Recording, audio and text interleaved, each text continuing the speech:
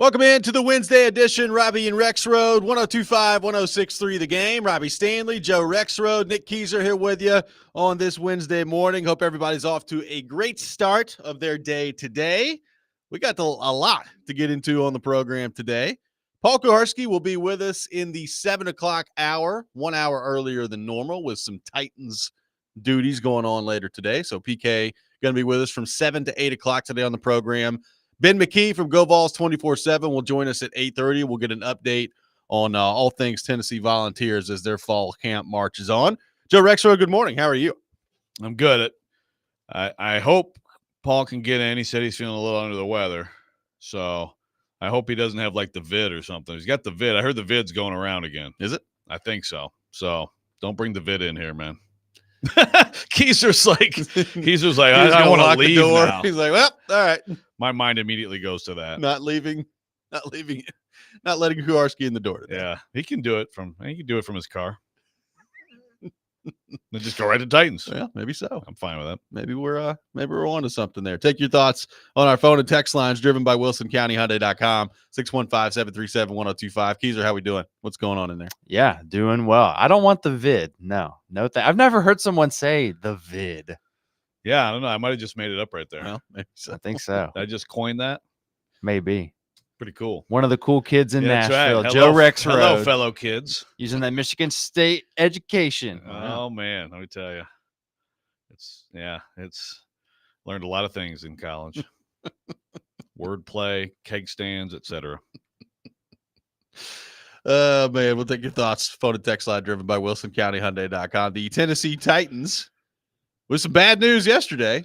Sadiq Charles placed on the team's reserve retired list. So Charles, we've talked about this, has missed some days here for personal reasons. So clearly something going on with him, and apparently has informed the Titans that he is walking away from the game. So Sadiq Charles, who, if you put any stock whatsoever into the depth chart that was released the other day, was listed as the team's starting right guard. A lot of people think he was going to win the starting right guard job. Now has walked away from the game of football. So first and foremost, I obviously hope everything is okay and that things are going well for him. But obviously on the football side of things, this is a pretty big blow for the Titans anytime you lose somebody who factors in to be a starting offensive lineman for you to begin the season. Yeah, consistently the number one guard all camp until, just a few days ago when he started missing days for, like you said, for personal reasons. I said the other day, injury. Well, I was incorrect there, but I'm with you. I mean, I don't know what this means exactly. I mean, he's only 25 years old, so It's not like it's a late career decision. He's a young player. I think a promising player. And so hope all's well with him, and all is not well with the Titans right side of the line, even more so now. I mean, with Charles in there were some that's the side that you could see was having more trouble than the other side with the pass rush and pressures and things like that. So now Dylan Radins, and I would think that I think they've kind of been getting Daniel Brunskill prepared to be the backup center. You got to have one of those. Although they did sign Corey Levin, but I would think that Brunskill would get into the competition with Radins here. I would hope so. I mean, look, I'm not saying that Daniel Brunskill was awesome last year, but I didn't walk away from last year just totally discouraged with Daniel Brunskill at right guard. Now, obviously, I think you want better there, but now that you've lost Sadiq Charles, like, are we convinced that Dylan Radins is just better than Daniel Brunskill at right guard? Because I'm not. You tell me, but I'm not absolutely convinced that Dylan Radins is better than Daniel Brunskill at right guard. No, I'm not either. I think it's probably pretty close. But they did. At least they gave Radins clarity. I mean, this is actually where, because we've talked about Radins possibly at right tackle, this is where it pays off, maybe, that they gave him the clarity and said, think of yourself as a guard. Yep. Treat this offseason like you're a guard. So he trained accordingly. He's definitely a guard now. He is going to stay at guard. So maybe he has improved to the point where there's a gap. But I'm with you. I think Brunskill was fine. He was fine last year at right guard, which that's the thing. I mean, it really is just a question of, can the Titans be fine? Can they be okay over on that right side? But obviously the depth is that's a big hit. And again, like I said, I didn't have any indication that that Sadiq Charles was really being challenged, at least early. Yeah. Although I also didn't think he was playing at a level where he shouldn't have been, but I just, he was consistently getting those reps. So you want competition to make these guys better. There's another is it Latavius Simmons. Latavius Simmons is actually technically on the depth chart, whatever you want to put into the stock and you want to put in the depth chart. He is listed right now as the next guy on the depth chart. But yeah, I would have to think, and he's a TSU guy, third-year pro. I would think that Radins and Brunskill would end up being the competition. I would think so too. Now, obviously, when something like this happens, one of the natural questions is going to be, okay, well, are the Titans going to go make another move at signing and bringing a guard in, or could they potentially explore a trade option at right guard? We'll see. We've talked about the tackle part of this. Very few teams around the NFL, unless you're just giving up an incredible amount of assets, are going to think about trading functional tackles in the league right now, just based on how few can play that position at a high level. Guard, maybe you could find one, but I still like right now the most likely option to fill the hole left behind by Charles is probably signing somebody off the street that does not currently have a job, or I guess waiting for somebody to get cut on another team. And in either case, I'm not sure you're feeling overly great about that if you're Carthon and the Titans right now. Yeah, I'm sure there'll be an ad in some way like that. Just the idea of an ad where you're bringing in someone who's actually ready to just pop in and start and be clearly the best guy. It's just not realistic. So I saw Mike Herndon last night tweeting about Connor Williams, the Dolphins coming off an ACL. So I mean, there's a name, but it's slim pickings out there. You're gonna find maybe a handful of teams that feel good about all 5 spots in their offensive line. Maybe a handful. There is a shortage of good offensive line play. I think that's pretty clear in this league. So you're gonna have to probably deal with what you have. And again, it's like anytime you go to the offensive line, at least it always comes back to, well, Bill Callahan, do your magic.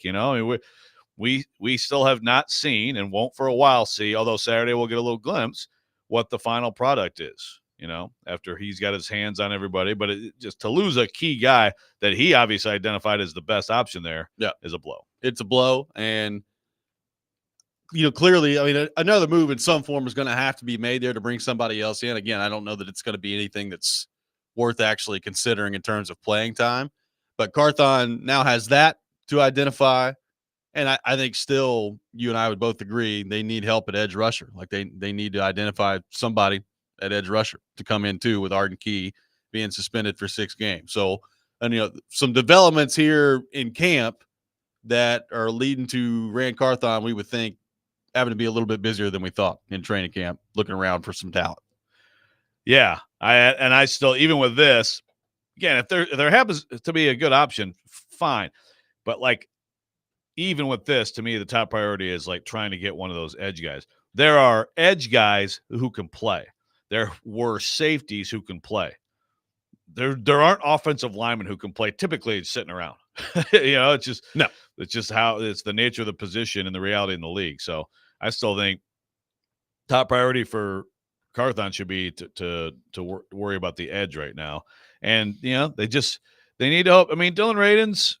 I think he's got some talent and he's hung in there through being a high pick and being a disappointment and all that stuff and kind of changing positions, the left side, right side. I mean, he's been bounced around. I mean, I'm not ruling out that he can kind of, grab this position and make it solid. I'd like to see just more reps of, Radens and Brunskill and kind of compare the two, which I'm sure will probably be happening this week. Yep, no doubt about it. The Titans offensive line takes a blow yesterday. Sadiq Charles placed on the reserve retired list. And I would assume that means that either Dylan Radens or Daniel Brunskill is now going to be the starting right guard for the Tennessee Titans when they open up against the Chicago Bears. We'll take your thoughts on that. 615-737-1025 is our phone number. How concerned are you with the state of this Titans offensive line? We'll get more into that coming up next. We got the Choice is Yours coming up at 6:30. All that ahead. Robby and Rexrode, 1025, 1063, The Game.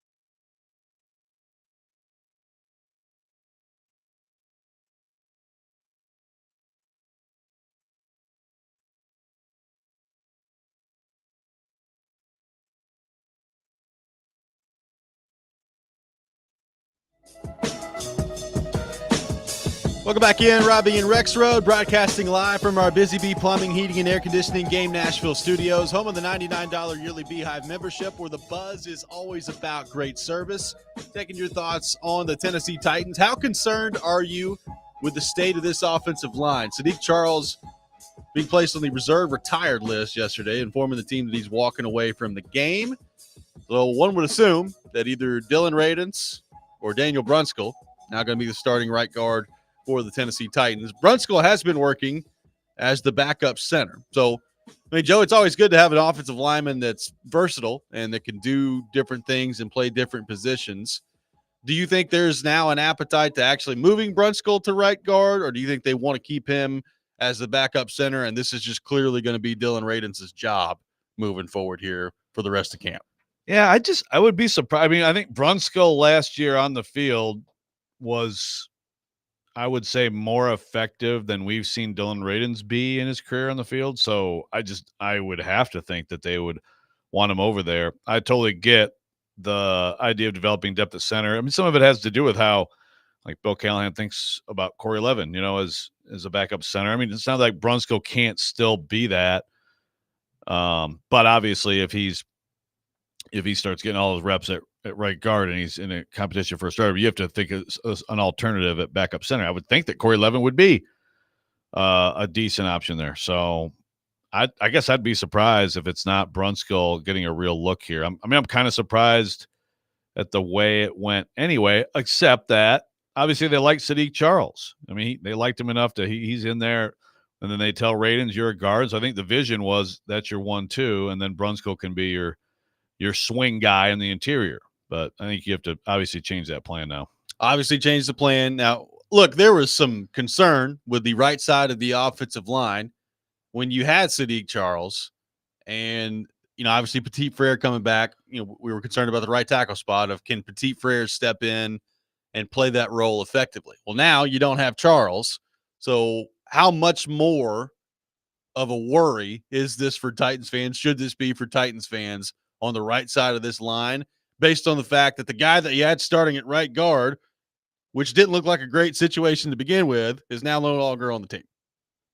Yeah, it's like, and even with that guy clearly early in camp, the designated right guard 1, clearly ahead, getting the reps, it wasn't great. So yeah, it's a problem. I still believe that if Nicholas Petit Frere solidifies himself and really takes some steps forward and plays well at right tackle, I mean, if you feel good, and I know we're a ways away from feeling good, about right tackle, but if you have that with what it looks like is happening from center to left tackle, okay. If you have a weak spot, I mean, I'd probably, if you're a little weak at one of the guards, that's probably about as favorable a weak spot as you could ask for, right? Yeah. I mean, you don't want to be weak at either tackle or at center. So, but that's a question is Petit Frere prepared to do that? Big week for him. Sean on the text line. Brunskill is more of a zone-based guard. They're moving him to a gap scheme. He's not a people mover. This is from Sean on the text line. That's that's a fair point. I don't really know that. I know that Callahan in Cincinnati, they did definitely go more gap. Of course, Bill Callahan through his career has been one of the foremost teachers of zone running the football. I mean, like at the front end of it, like in the late 80s, early 90s when it was really just getting going. But that is a fair point. It's supposed to be more gap with the way things sort of evolved under Brian Callahan. So, but you also, I don't think that it's like a non-starter, like he can't. I mean, Radins, I would say, is probably more powerful than him. He's younger, probably a little bit more athletic, but I wouldn't rule out Brunskill because of that. I mean, there's a lot to the position, a lot of different things that you're doing out there on the offensive line. Bottom line is, I can't help, and I know they've got Bill Callahan, but I can't help if I'm just objectively looking at this situation right now and thinking to myself, man, they could be in some real trouble on that right side. And I know they've got Bill Callahan.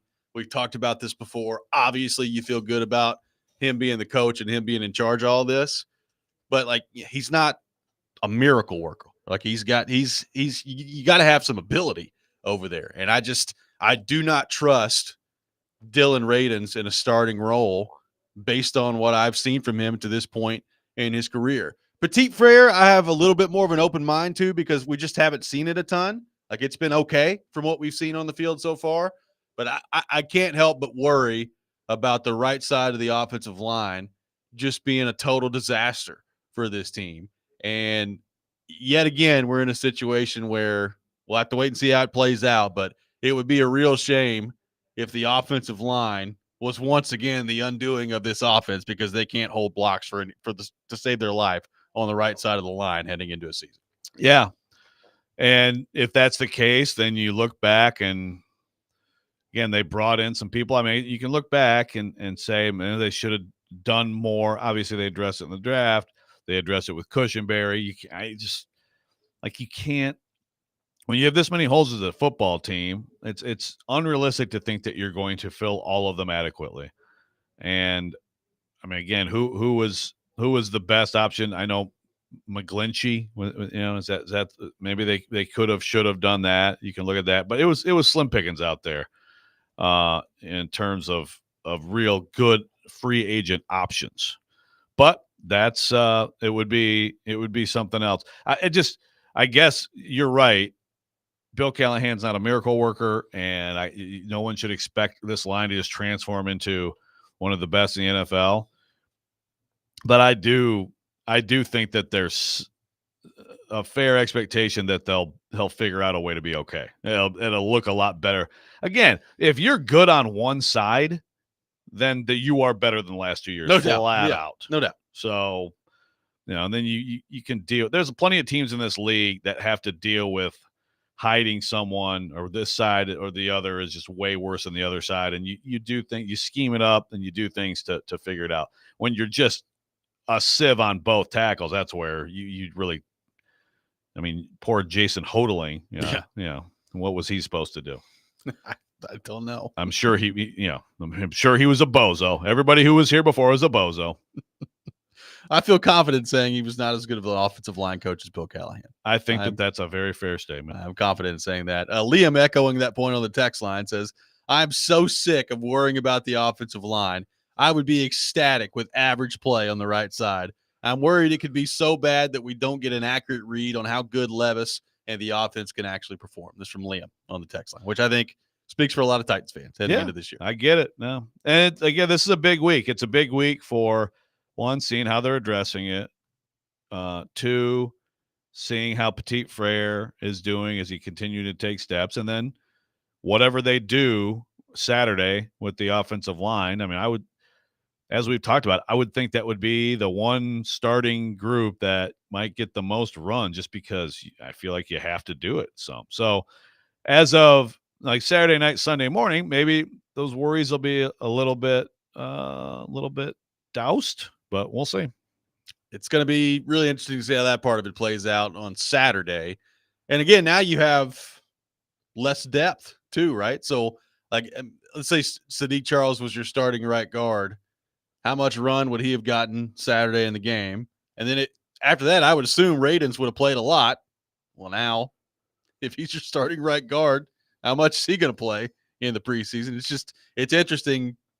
Going to be interesting to see how that changes the mindset of how long these guys play in the game on Saturday. Yeah, Radins, I don't know. I guess maybe you could say he plays less because now you must protect Dylan Radins at all costs. Right. But yeah, I don't know. I feel like, I mean, they're one injury away right now at right guard for being in serious trouble. Yeah. Serious trouble. Yeah.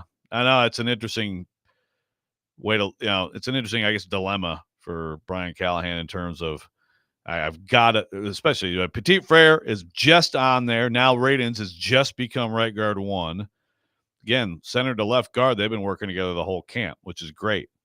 But the five together, I mean, this five players together, I mean, there's probably, there have been a couple reps in the last, like over the weekend because Charles wasn't there. So other than this last weekend, those are the only reps that these five players have had together.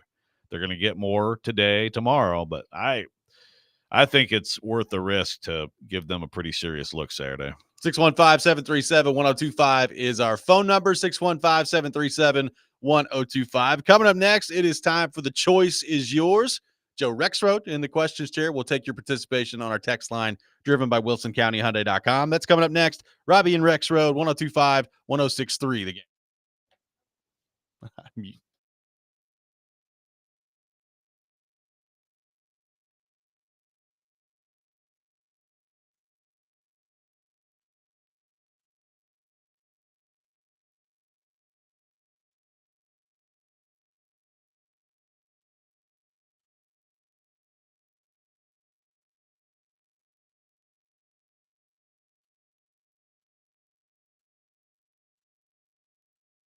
Hey, Robbie Stanley here. Kickoff football season at Twin Peaks' Ultimate Draft Party headquarters this season. When you're not on the clock, league members can sit back and relax with one of Twin Peaks' refreshing 29-degree beers, or order for the whole team with the Peaks sampler full of fan favorites, or indulge in shareables like the double stack nachos, loaded fries, and multiple flavors of boneless wings. Visit twinpeaks.com/fantasy draft for more information. Once again, that's twinpeaks.com/fantasy draft.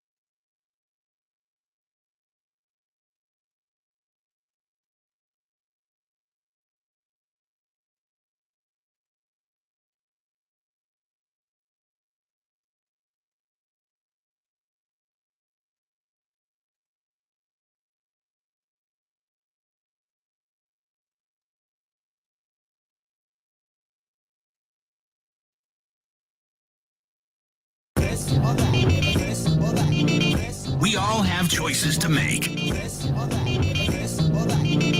Like right now on Robby and Rexrode. It is time for The Choice is Yours on Robby and Rexrode. We'll take your participation, your text on our text line, 615-737-1025, our text line driven by WilsonCountyHyundai.com. Joe Rexrode in the question share this week. Joseph, the floor is yours. Sports or non-sports?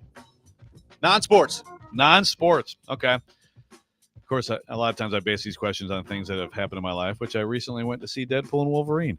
Okay. Took my 13-year-old daughter. Am I a bad parent? Possibly. I don't think so. Okay. Have you seen it? I have.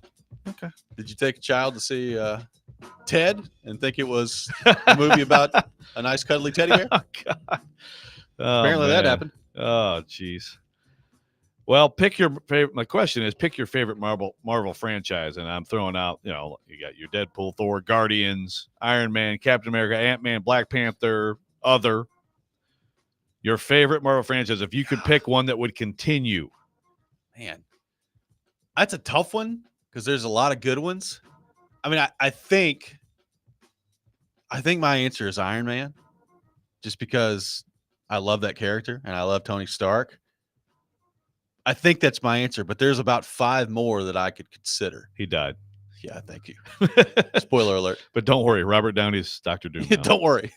He's coming back in the universe. I think Iron Man would be my answer. Nick Keyser? I think there's more left to be desired from Guardians, so I won't say Guardians. I think my favorite was Captain America growing up. I think my dad hyped that one up a lot for us as kids, and I think as they made the newer ones, I thought that they developed those characters, but also I think there's more behind some of those people as well. So I like that one the most. I think for just what's to come with the new movies, because they're going to introduce the Red Hulk coming up next, with obviously a different actor playing. I don't think it's the same role as Captain America, because it's what's his name? I can't remember the character's name. I think it's Sam is the new Captain America. I think. Yeah. So I think there's more behind all of that that's coming up. So I would say that one. Deadpool makes me laugh. They're very close for me. I love Iron Man too, but I got to go Guardians. Maybe it's just because of the 70s jams that they keep churning out. The soundtracks are clearly the best. And great ride at Disney World too, by the way. Yeah. Guardians of the Galaxy. It's awesome. So I'll go Guardians. All right, sports. Summer Olympic sport you would have a chance to compete in if you had 4 years to do nothing but train for it. You go first. Let me think. Well, my dream answer here, and I mean, I may be being unrealistic, but back in my day, I was known to do a little popping, locking, and breakdancing. So, yes. I mean, if there was an old person division of breakdancing, I could definitely get out there in the cardboard. Thank you. A little bit of, I mean, I have done a head spin. I did some mean backspins. But my honorable mention, more realistic, would be badminton. I mean, I think if you gave me 4 years to absolutely just lock in on badminton, I'm already pretty good. Mine would be Olympic diving. I can. Ooh. I make my way around the pool. I can dive. Yeah, I could do some things off diving boards. So give me 4 years to train for diving. I feel like I could at least not injure myself, which many of these other competitions, I would absolutely injure myself. Yes. Okay, I like that. Let's go with fencing. I think that would be really fun. I remember just absolutely going ham on my brothers in lightsaber battles growing up. So why not? Fencing. Okay. Fencing. 4 years of training? That'd be great. Fencing would be a lot of fun. I like it. Okay. Are you training every day? I guess so. Okay. Yeah. I mean, nothing Fencing's but training not bad for one. That's 4 a good years. one. Fencing is one that runner up, table tennis. Yeah, but I'd they're be so in some freaking serious good. trouble, yeah. They are so freaking good. Yeah. All right, one non-sports, one album you love that no one else loves and you wish the world loved. Okay. And I know I'm asking an album question of Keyser, who probably doesn't know what an album is, but I got Spotify. Leave me alone. Oh, okay. Yeah, you know the songs. That's good. Backstreet Boys, Millennium. Love it. You don't know anybody else who loves that album? I do probably. That's the thing. It's like there's a lot of albums where like it's hard. You may not have an answer, right? It's fine if you don't. Like something you think is really good and you don't know anybody else who like even knows it. Let me think about that. You go first. All right, mine is Happy Mondays, Pills and Thrills and Bellyaches. Never heard of it, right? Never. Yep, I'm not surprised. It is full of jams. It's like 1990, right around there. I saw a video on 120 Minutes on MTV, and then I bought the cassette tape, and I still listen to it all the time. And there are some people, especially in England, who have an affection for that band, but like it just never really caught on here, and I wish people knew. Anybody else out there, shout out Happy Mondays. Make me feel good. I'll tell you what, shout out to Matt Saggio, who works here for his band Go-Go Saggio back in the day. Okay. He gave me an album that they came out with. It's pretty good. Nice. Go Google Go-Go Saggio. I knew that. Yeah, I knew he's a rocker. So what like describe the genre? Like what kind of music are we talking? I mean, it's rock. It's like kind of the music you hate of mid 2000s rock, like jamming, Like, so like grunge-ish or punkish? Punkish. Okay, so it's Blink 182. Yeah, kind of. Okay. Hey, I love Green Day.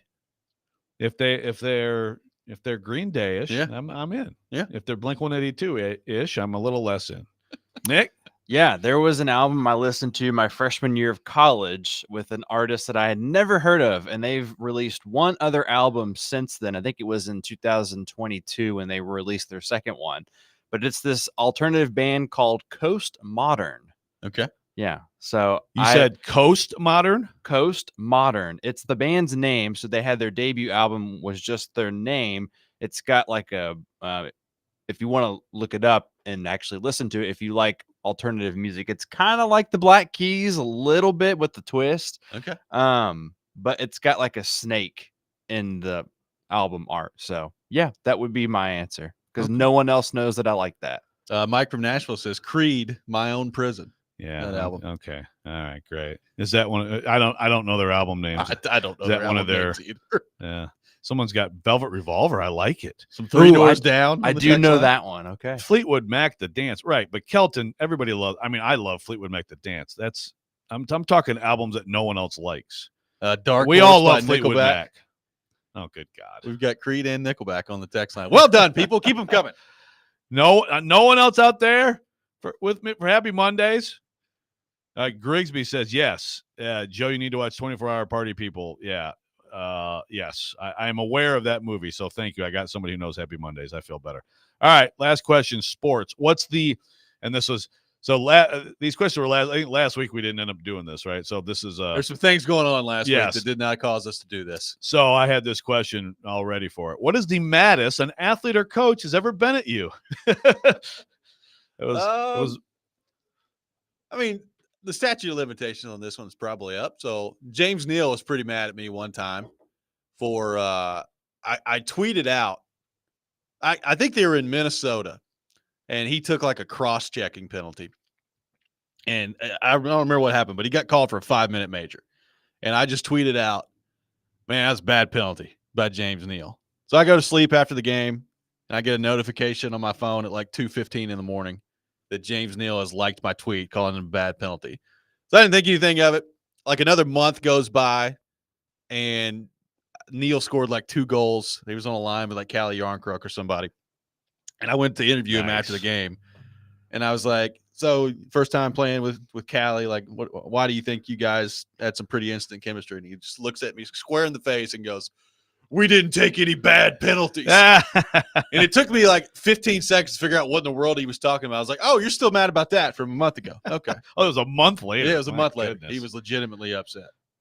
But thankfully, like, I've not had that many run-ins with athletes that have been overly upset with me. But James Neal was pretty mad at me for a while. Man, that is sensitive. I think he eventually got over it. When I was a freshman in high school, that was my first full year when I was playing defense in hockey. And keep in mind, my 8th grade year, for context, my coach came to watch and said, that's probably where you best play. And I was like, okay, cool. I'm going to go into my freshman year. It's going to be a lot of fun.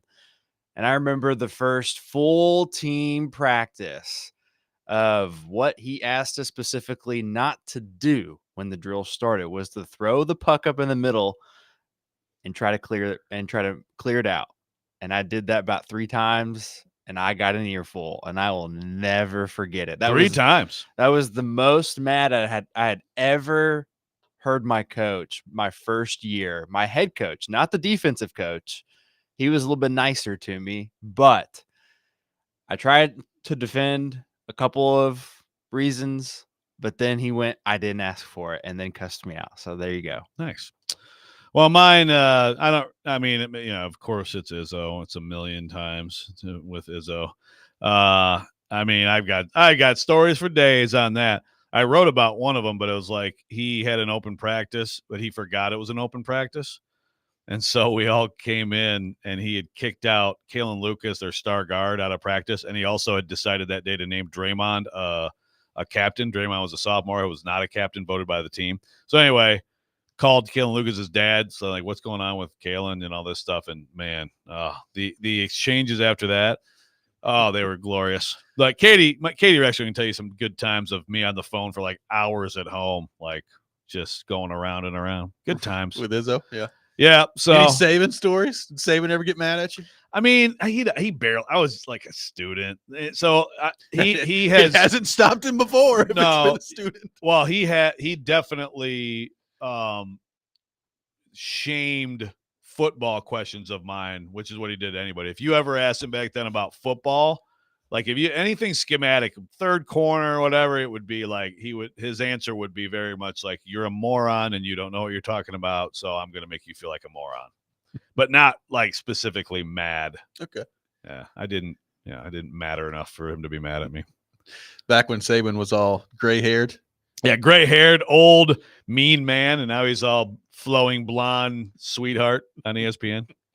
I'm excited for Saban on TV this year. I gotta say, I think he's gonna be great. Saban on TV, Brady on TV, Belichick doing whatever he's doing this year. Gonna be a lot of fun.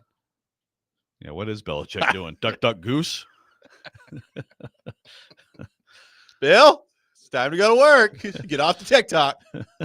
This little piggy went to market. 615-737-1025. This has been The Choice is Yours. We'll get back into the Titans coming up next. Paul Kuharski will join us from 7 to 8 on the program today. You're listening to Robby and Rexrode, 102.5, 106.3 The Game.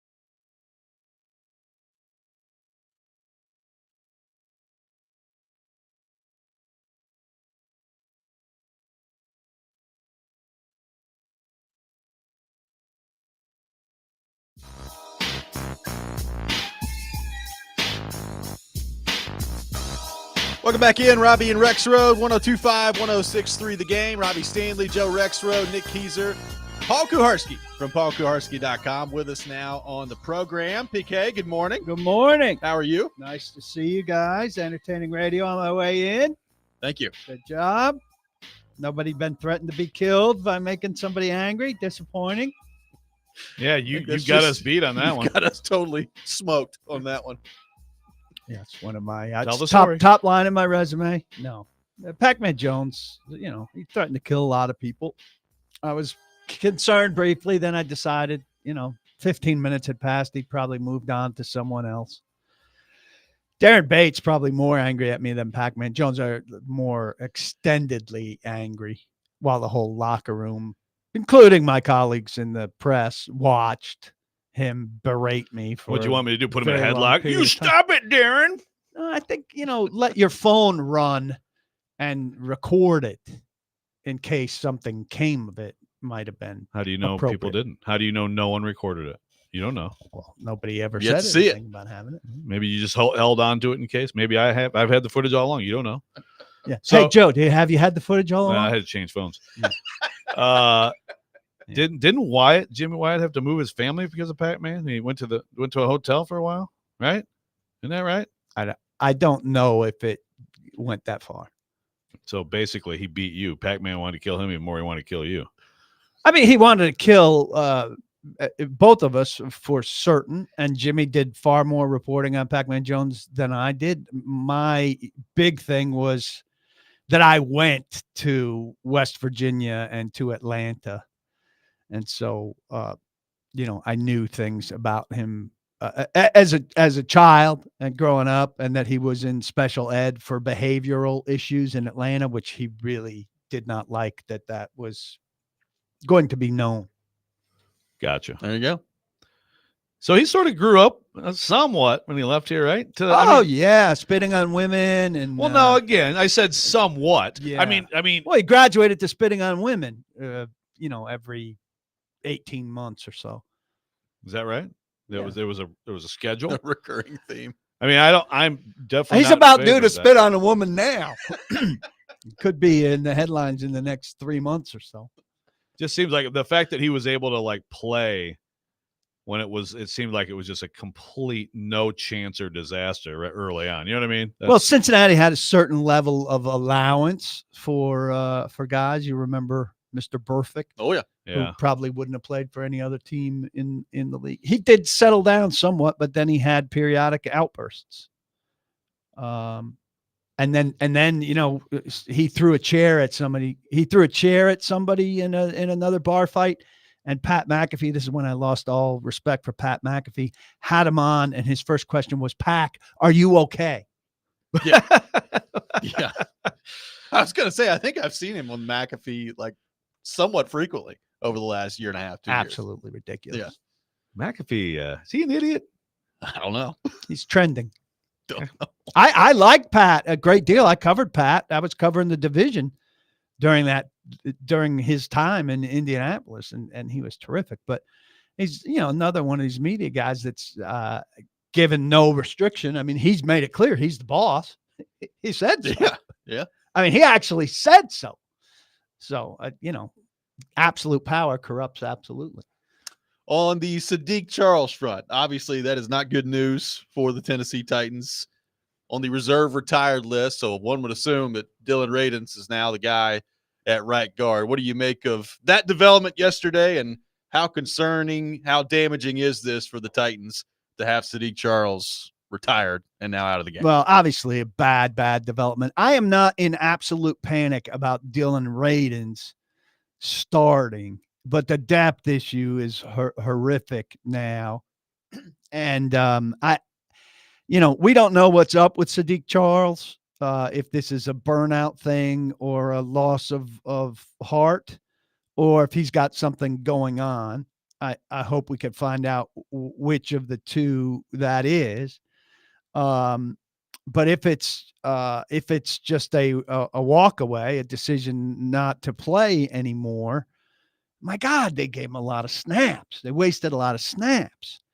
And if that's the case, and they wasted all of these snaps, I think Titans fans can be really angry over that. And Callahan and Holtz. I mean, Dylan Radins could have had a lot more work, and he could have had that work next to Cushenberry at least. And that would have gone a long way towards getting him ready.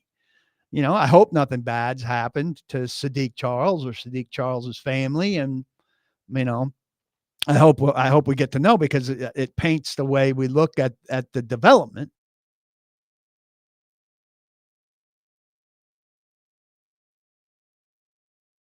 Surprise. I mean, Oh, it's yes. out of nowhere. No, I think it's out of the blue. a major surprise. And, I think they're deeper at other positions for sure. I don't think Brunskill's going to rise up to win the starting job for all of the work he hasn't had at guard during this time. They clearly look, Bill Callahan made clear choices when he came in, that Radins was a guard, and it took him a long time to bring Levin back, which to me is really about, third and fourth quarters in preseason games, more than it is like, here's a guy that's a candidate to replace Brunskill as the backup center on the roster.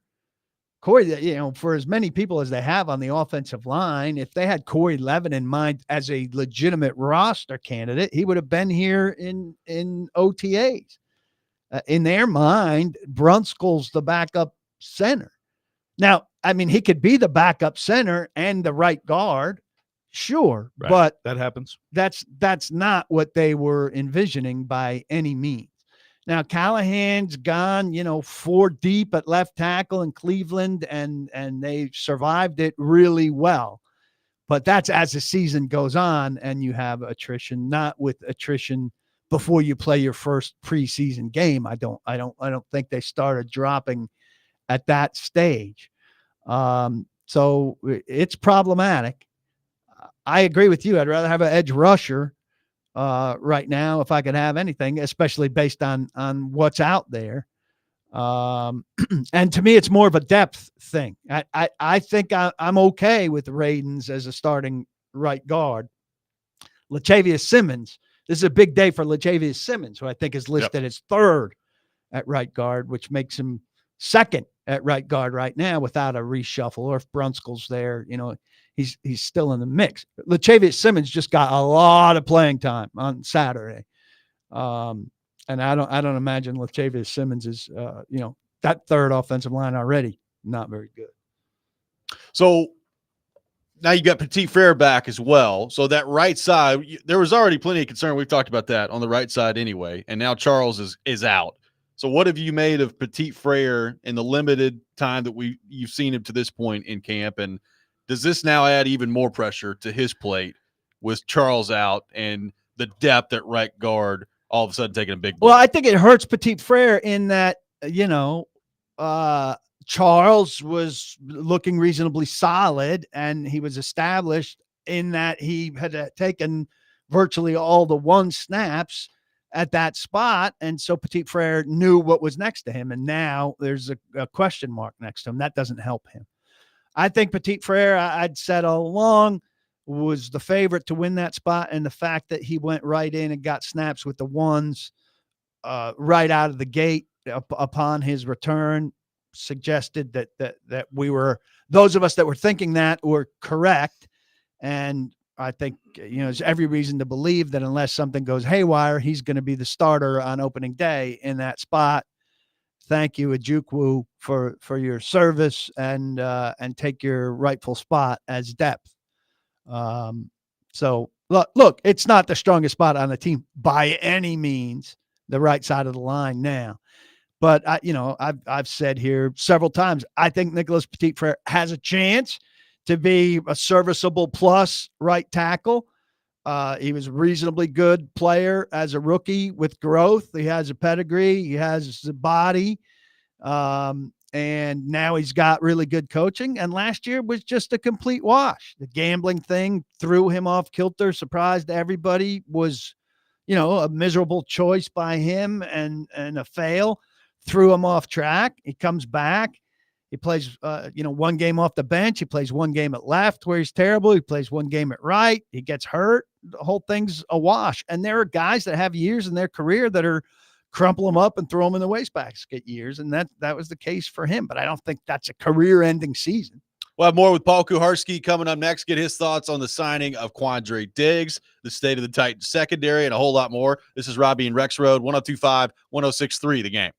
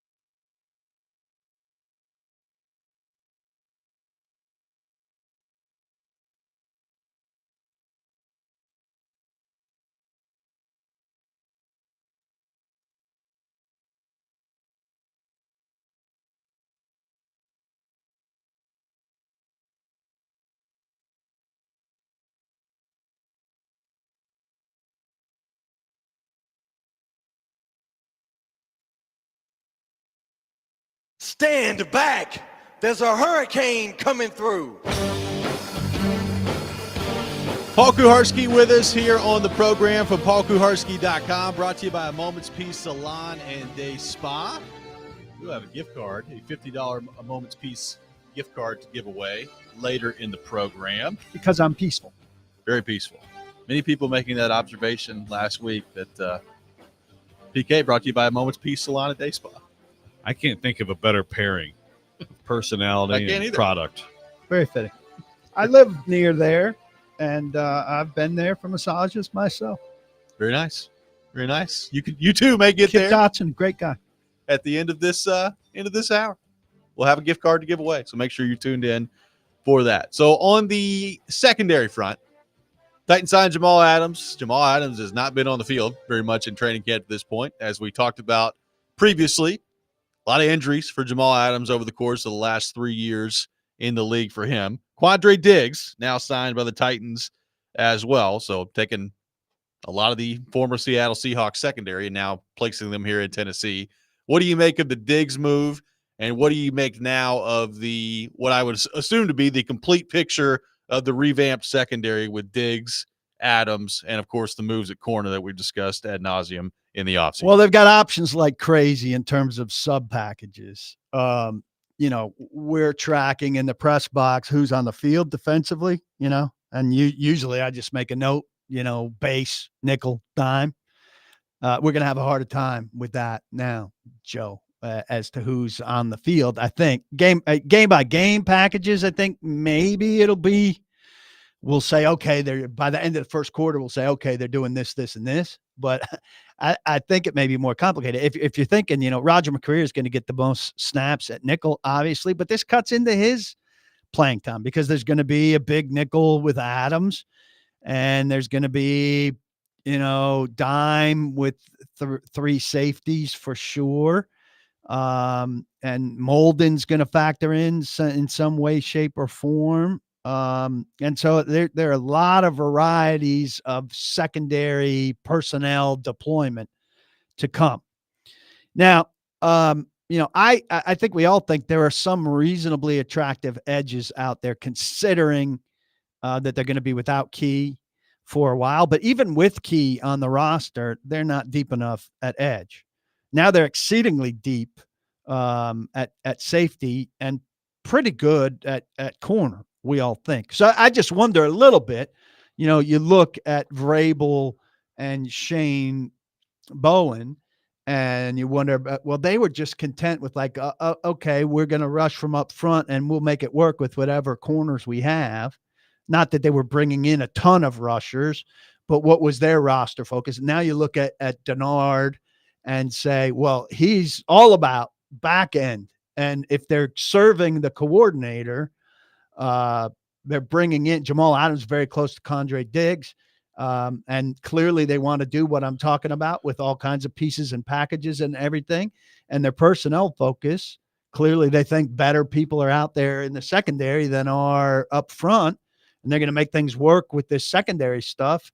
And they're not as worried about edge and pass rush, or maybe they judge that field just not to be any good. Yeah, I think it's kind of early to make that judgment, but it's an interesting thought. I mean, I think their depth at corner now is really good. Well, especially because I kind of am buying Gabe Jeudy-Lally. I am too. And Trey Avery's okay. I mean, Brownlee as a fourth corner is Brownlee as a fourth quarter is pretty excellent. good. You mentioned Gabe Jeudy-Lally is good. Avery is, at the proper position in the rotation, fine. And, I don't think Garrar is terrible either. Now they're very back end guys. Robert Javier is, maybe as bad as anybody on the defense. And Tay Gowan, not very good. The last two corners. Yeah. I mean, but everybody has. Right. Yeah. But guys. I mean, they've got some serious depth at corner and now at safety. You want to talk about a position they're fine at. If somebody twists an ankle and is out for a little while, should be there. Do you think Diggs is clearly just gonna be Diggs hooker? Yeah. Yeah. I do. I think Diggs is a better version, and this comes from Blake Bedingfield. Said Diggs is a better version of Molden. And Yeah, it's just the age thing, right? I mean, Yeah. that's the question. But his durability has been amazing. How often And do you is- guys think we could see packages with 3 safeties? I out think there? a lot. I think a lot. And it also depends. If I'm playing the Titans and I have the personnel to do it, I want to keep them out of that. I think because the Titans want to be in it, right?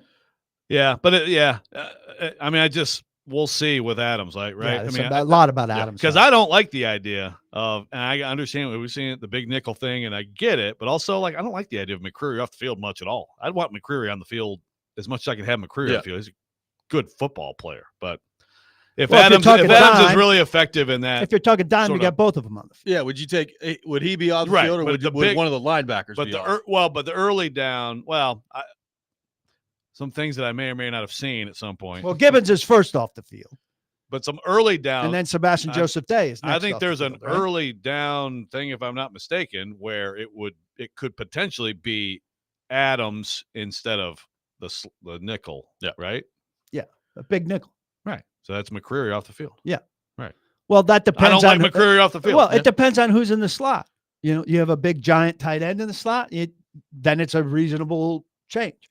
If you have Tyreek Hill in the slot, you don't want Adams on that. Yeah, that'd be quite a matchup. Are we concerned about? I mean, I have not seen where Jamal Adams is injured. He hadn't been on the field. Maybe this is their plan, but are we concerned that he's not been on the field all that much? Well, this is their plan. Look, you either have faith in this thing where, L'Jarius Simmons and Jamal Adams, who is a lesser piece of things, are on a management program, or you don't. I mean, you don't have choice. You sure though that Adams is just totally pre-planned at this point? Because it's I don't know. The way Callahan talked about it the other day, just said he's out. So yeah, I don't know that he doesn't have anything. I hope he's out there because I'm working on something where I really need to talk to him. And so please practice one of the next 2 days because I really need to talk to you. Please, Jamal, get on the field. Yeah, they do. I mean, the Snead thing is, to me, it's like he's a corner. I feel like with Jamal Adams though, you probably want him out there a little bit to work into some of the different things they want to use him in. And if he's not at all, I don't know. Here's another thing like about Diggs that I think maybe hasn't been talked about to the degree in this initial round of conversation. And I'm sure we're going to end up talking to Diggs today. Here's a quote from Tyler Lockett. This was in Mike Herndon's piece that I'll be retweeting again this morning. Tyler Lockett said, he's the person who keeps everything intact. He's the person who makes sure that everyone is fulfilling their role at a high level. Tandre Diggs is the backbone of the Seahawks. I've been talking about leadership void on defense, about too much being asked of Jeffrey Simmons, about Jeffrey Simmons being anointed rather than it happening naturally. If Tandre Diggs comes in and is that for the Titans, earns that in short order with the Titans, there's an answer to the defensive leadership void. You expect them to be healthy. You expect them to be out there.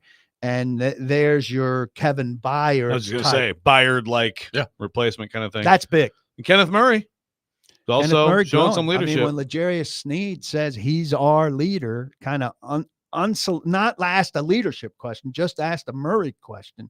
I thought that was very striking. 615-737-1025, our phone number. Take your questions for Paul Kuharski on our phone and text lines, driven by WilsonCountyHyundai.com. You're listening to Robby and Rexrode, 102.5, 106.3, The Game.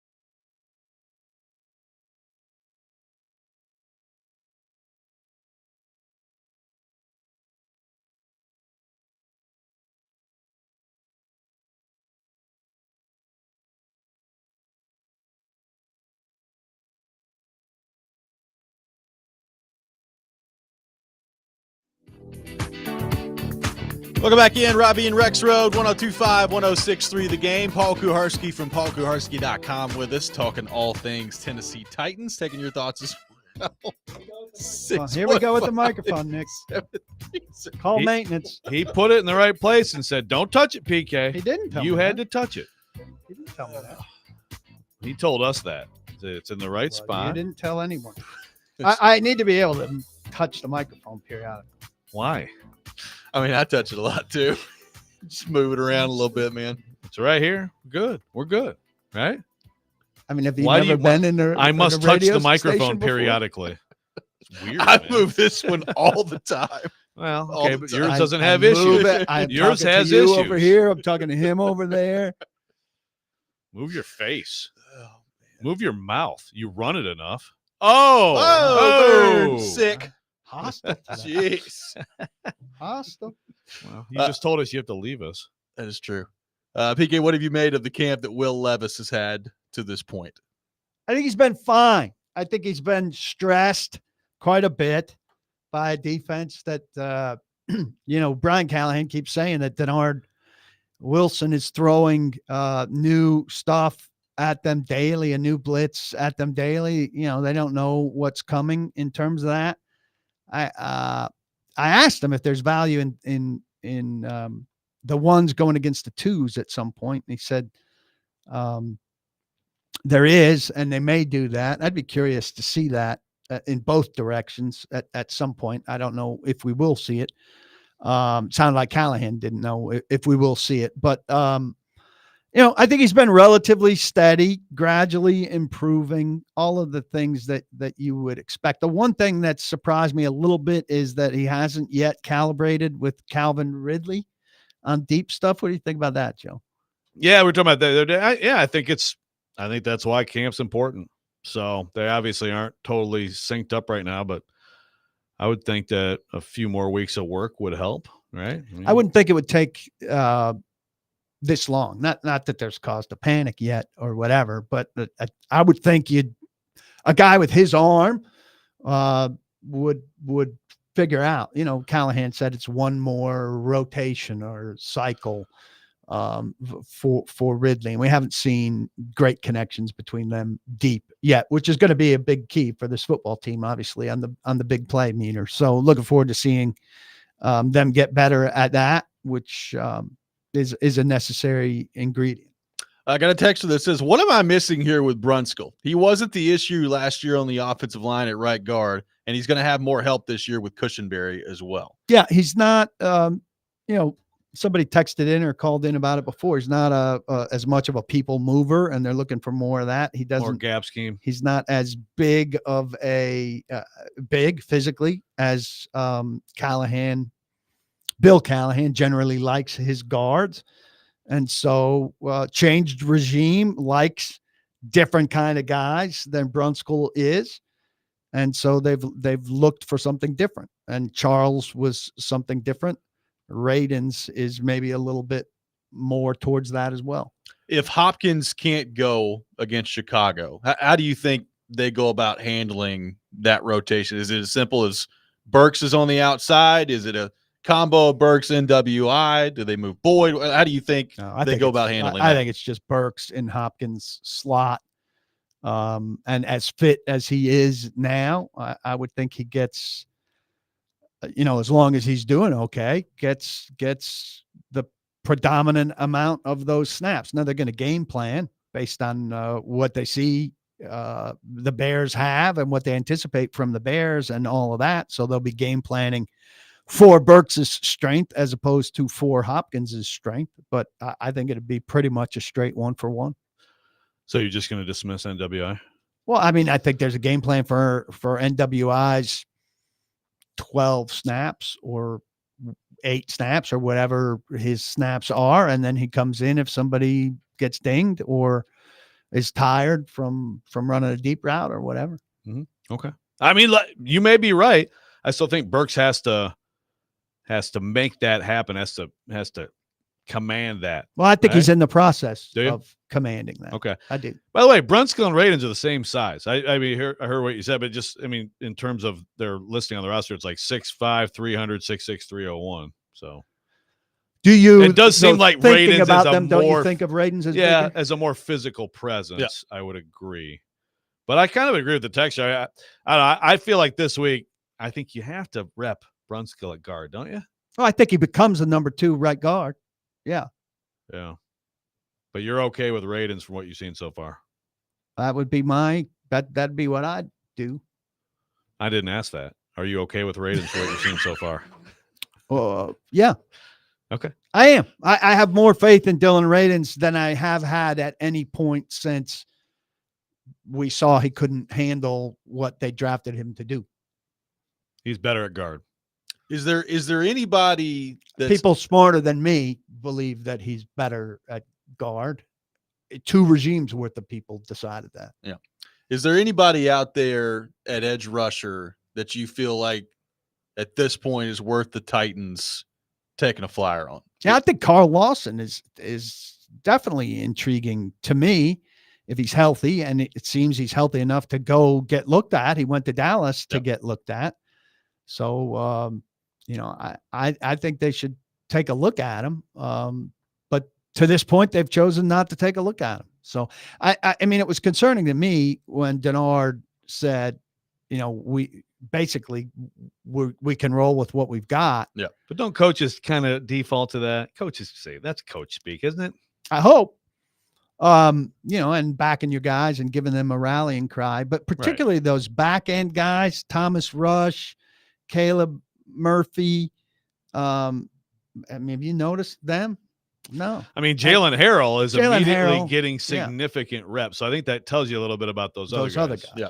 Right. So you've got Weaver and Harrell and the new guy, Ray. Those are your depth guys, and one of them is shooting up when Key is out. That's not enough, and none of those guys are well-rounded enough to be a 3-down guy. So you actually think this might be philosophical with Denard Wilson?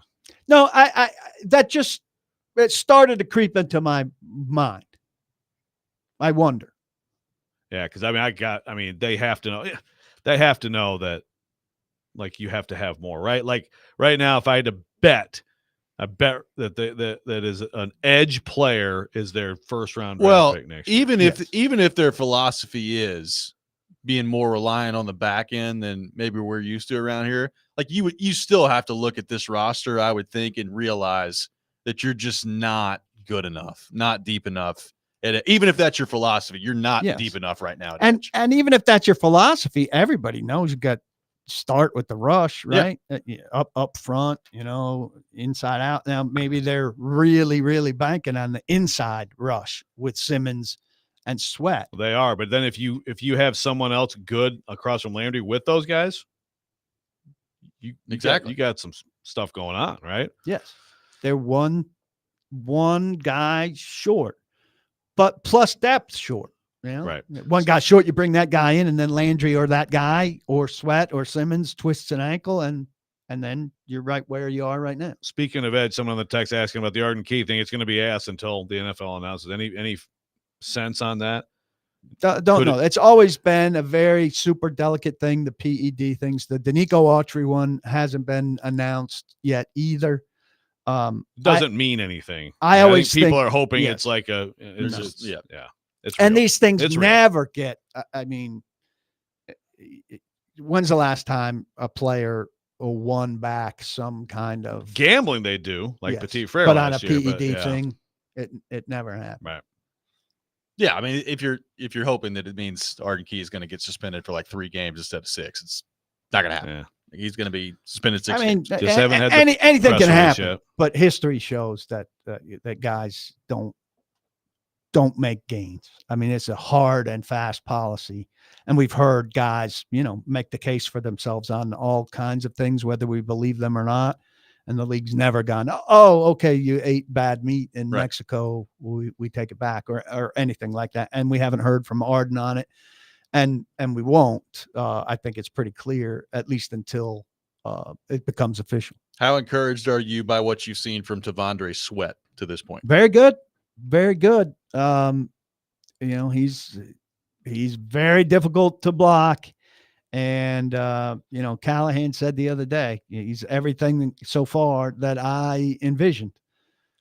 That's a heck of an endorsement right there. So just needs to keep it going. Very anxious to see. He's one of the guys you're going to have your eyes on in a big way at Nissan Stadium on Saturday evening. And he and Simmons together are a giant key to this whole deal, and nothing's changing there.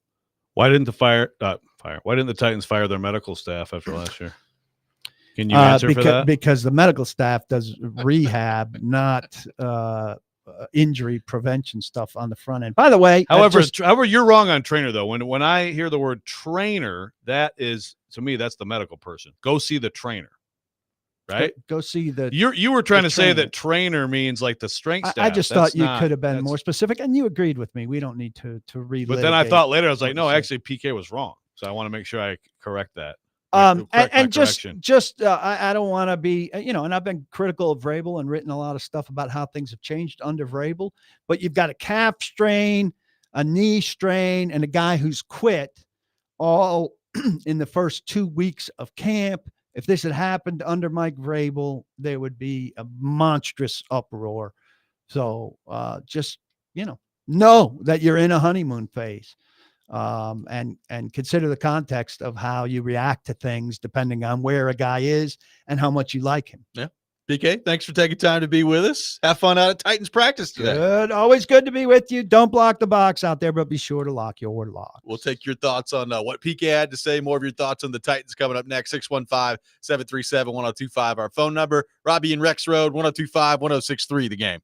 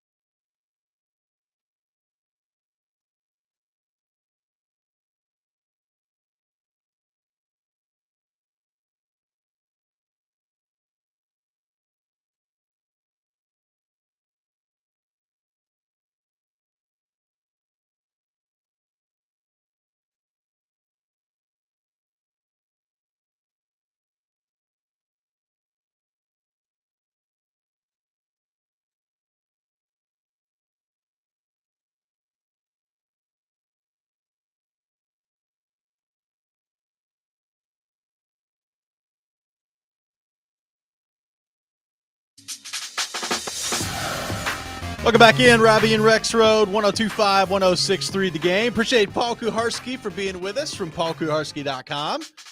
Yeah, I threw it out there earlier. It's now time to give away a Moment's Peace Salon and Day Spa gift card, a $50 gift card to a Moment's Peace Salon and Day Spa. To caller number 5, 615-737-1025. Our phone number, 615-737-1025. They will win a $50 gift card to a Moment's Peace Salon and Day Spa. Rexrode totally destroying PK's microphone. It was in the way. God, this thing is a mess. What are you going to do about this, Keezer? I've seen him fix it before.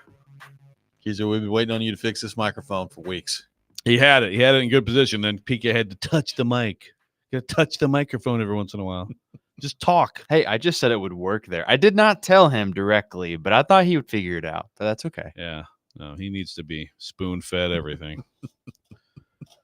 Appreciate him for taking time to be Thanks, with PK. us. Thanks for being with us. PK taking off. Brian Callahan speaking at the top of the hour. What'd you call it? A fireside chat with Brian Callahan? Well, it's a cool thing he's doing.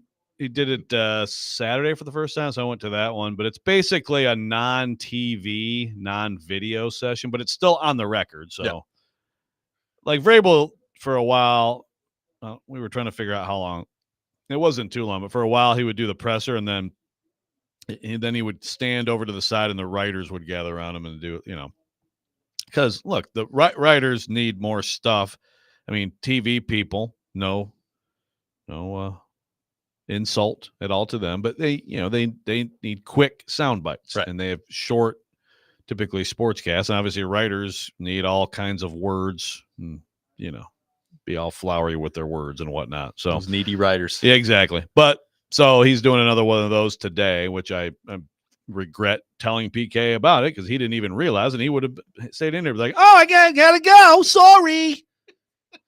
So it's my fault. Guys. I blew it. On the show. I was actually going to let PK do the rant today, but he's out of here. But yeah, it's a good thing. There was a lot of interesting stuff from when Callahan did it the first time, including the Easton Freeze question on what the F does in his offense, which is a great, interesting answer about the little insight on the offense and how they label things. Yeah, so PK doesn't seem to think that there's going to be much of a competition at the right guard spot. That Dylan Radins is there. They've kind of identified Brunskill as the backup center. Not that you can't be a guard and a center, but feels like this is Radins' job basically to lose at this point. Yeah, I think they'd like him to be the clear best guy, and then a lot of times what happens with NFL offensive lines is the good ones, you'll look and it's like, yep, 4 of those 5 guys were high picks.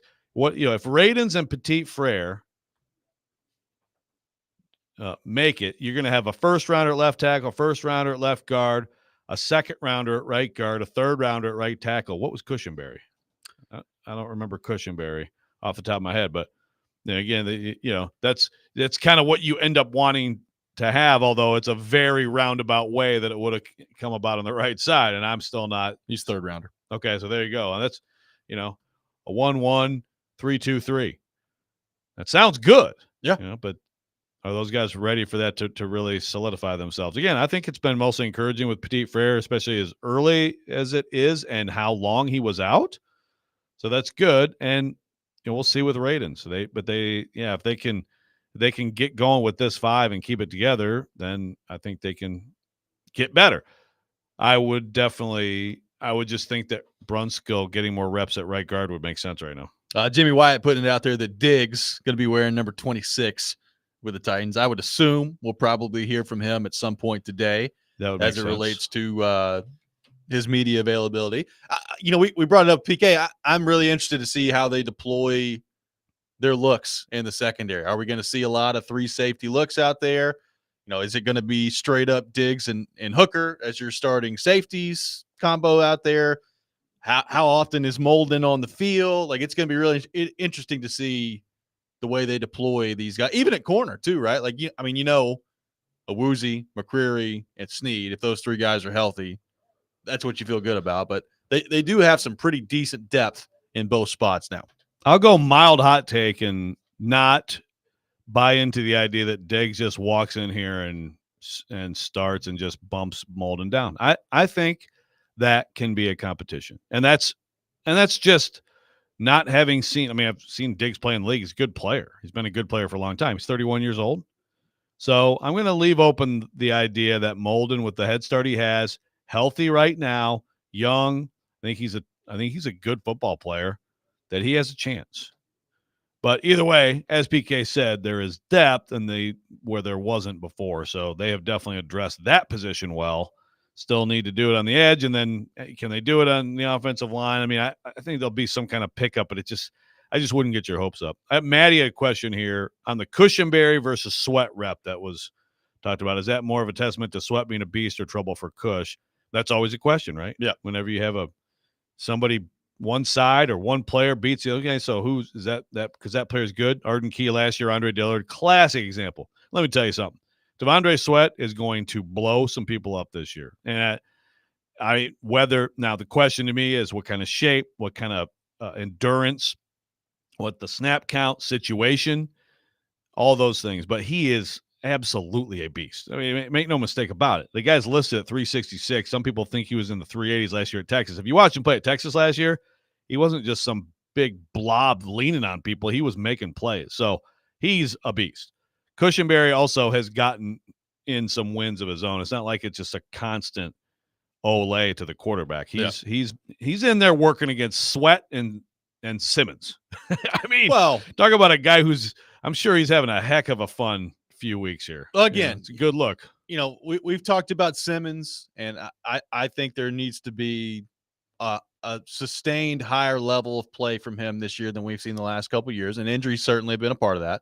So hopefully he can stay healthy this year. I'm not ready yet, and I'm not saying that you or anybody else is. I'm not ready to anoint Sweat yet, but if it continues to trend this way, and he makes plays in the regular season,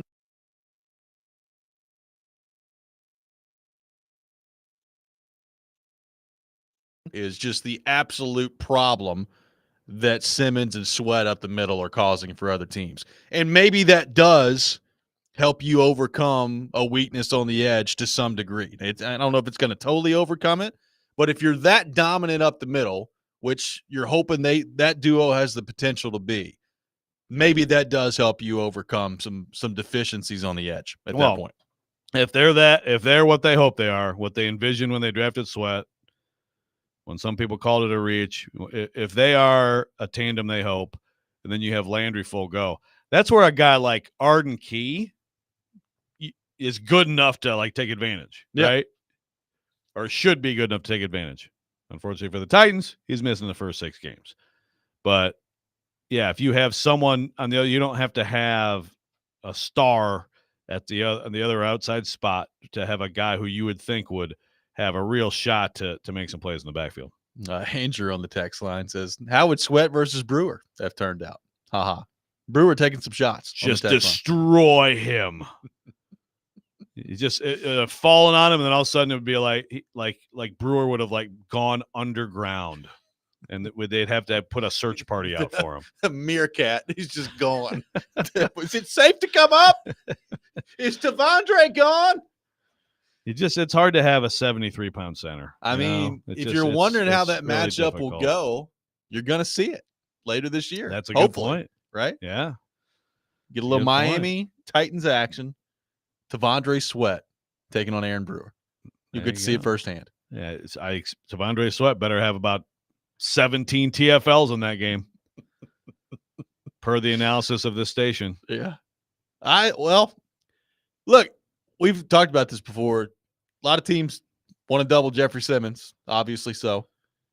If Sweat gets to the point where he forces offenses to really have no choice but to double him, what does that mean for Simmons? What can that do for Jeffrey Simmons just in terms purely of his production this year? That's going to be an interesting thing to monitor too. He needs to take advantage because I really think it is kind of it's just I think you're going to have to do it. I think you're going to have to do it. These teams, if he's what I'm watching right now, I think you just have to automatically do it, and then you have to sort of figure out what you're going to do with Simmons. But I think he's going to have some good opportunities out of that for sure. So. He needs to take advantage. texter, do we see Rashad Weaver stepping up and replacing McKee? Yeah, I mean, I think he's going to start. Yeah. And he has lost weight. He's talked about it. He likes the scheme. So, yeah, I mean, that's another guy. I mean, he certainly has made some plays. Can he be more consistent? Does the slim down help him significantly? How It's good's he gonna be? great opportunity for him. Big opportunity. And yes, he's going to be the guy, I think, filling the role. Now, what does that mean?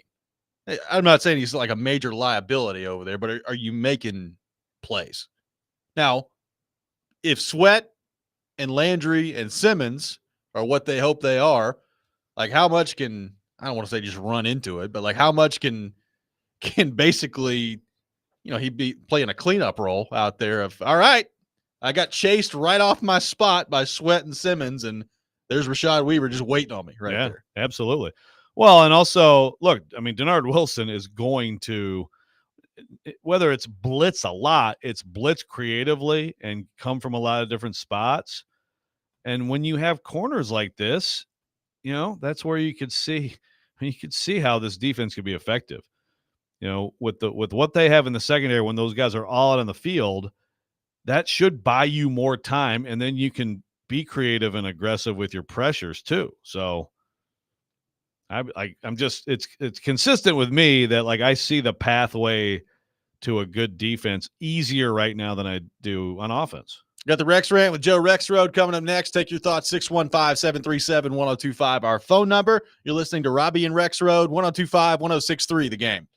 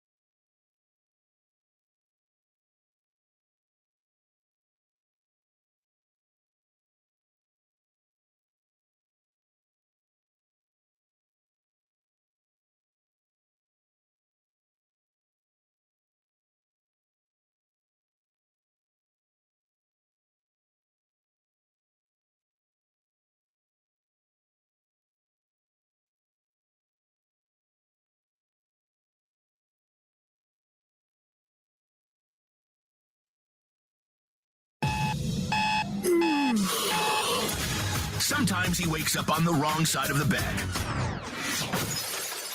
And sometimes he's just, well, Joe. Awkward moment. Let's do it. This is the Rex Rant, now on Robby and Rexrode. I am Ron Burgundy. I read the prompter. Go bleep yourself, Nashville. Lord, I seen what you done, and I want the same for me. Please, swing at me, Jeff. Swing at me. Robby Rexrode, man. Let's go get it. Let's get some, baby. Yes, sir. It is that time of the day, the Rex Rant with Joe Rexrode. You can check it out every morning here on the program. Joe Rexrode's Rant of the Day. Keys are making new mashups every day. I like that one. That was good. We say enough dumb crap on a daily basis for you to just eat. You just eat over there. You stay Constant fed. file. Yeah. That thing's overflowing by now. Don't just remember, we cannot get rid of a 9-minute run when it was actually like a minute. A 9-minute run. Thank you. So who brought up Aaron Brewer? Some texter. Some texter. So I made a little joke. It was Andrew. I did not reference Stilly. I got one of Stilly's little minions. Stillman lives in Joe's head rent-free. I said, I didn't bring up Brewer, champ. He said, the point stands, Buster. Ooh, Buster. Why don't you shut up, Chief? Buster. I didn't like it. bring this up, and I didn't even bring him up. We need more use of Buster. Yeah, we like to make fun of the exaggeration of Aaron Brewer's smallness, okay? Tandre Sweat is 480 pounds, and Aaron Brewer is $190. Yeah, so I guess Stilly lives in your head rent-free. Sure. I want to say a quick word. I think it's sometimes things get so blown up on social media. Even just saying that, is exhausting. But I think that's happened plenty. But I do want to point this out because, first of all, I can't talk enough about Simone Biles, the GOAT athlete. Simone Biles, the GOAT American athlete, who has had another incredible Olympics, better than I would have expected. She's 27 years old. She, in the floor exercise, warming up, she sustained another injury, this to her calf. Yes. So she's had the foot and the calf. So they wrapped it, and it threw her off, and she went out of bounds a little bit. So, long story short, if you didn't see it, I hope you've been watching Simone Biles and as much Olympics as possible. But she got the silver. And Andrade from Brazil, who is an incredible story, who had 3 ACLs in 4 years, got the gold.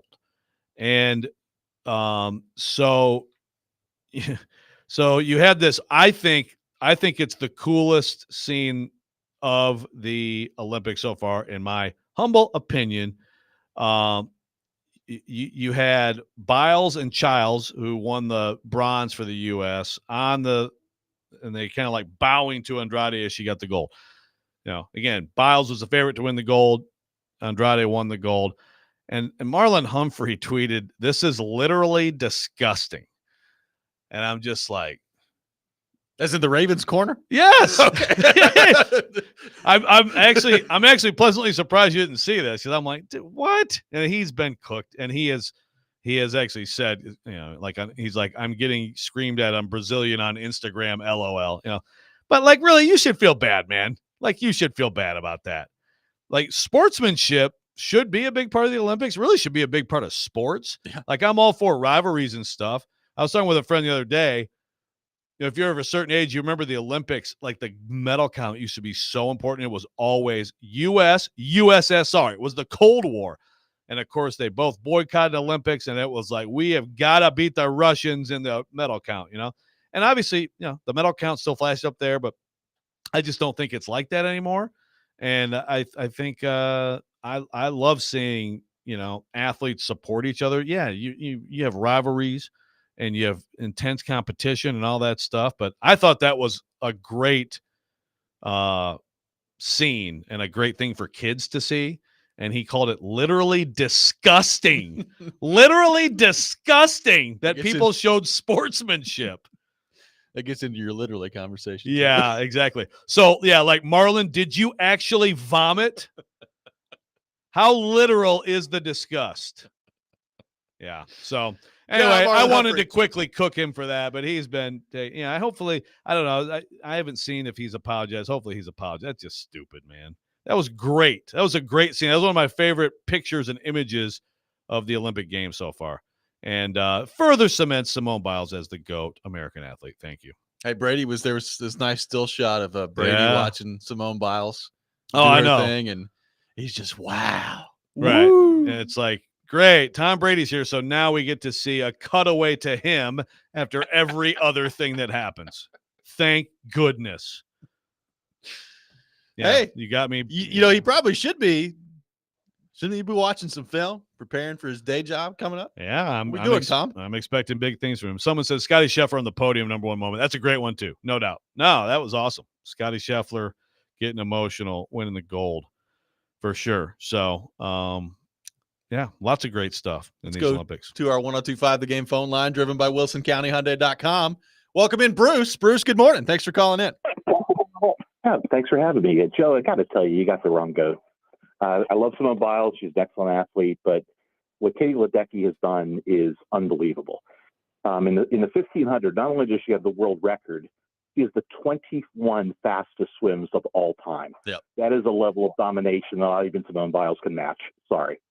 Yep. Thanks for the call, Bruce. I did see It's that a fair. graphic. I did see that graphic. Kayla flashed Ledecky up. is in the discussion, man. No They're doubt. talking about the 1500. He's right. Like the top 21 times, it's just like Ledecky. It's Yeah. like, wow, that's pretty incredible. No, She gets done with a race, and she's just like sitting there waiting on the rest of the swimmers to come back. yeah. up Well, the- yeah, up you had the one where final it's like, lane. oh, we have to show the wider view Yeah. because Ledecky. Yeah. Now listen, I have nothing. That's the thing. Like declaring one person the GOAT is not diminishing anybody else. She's amazing.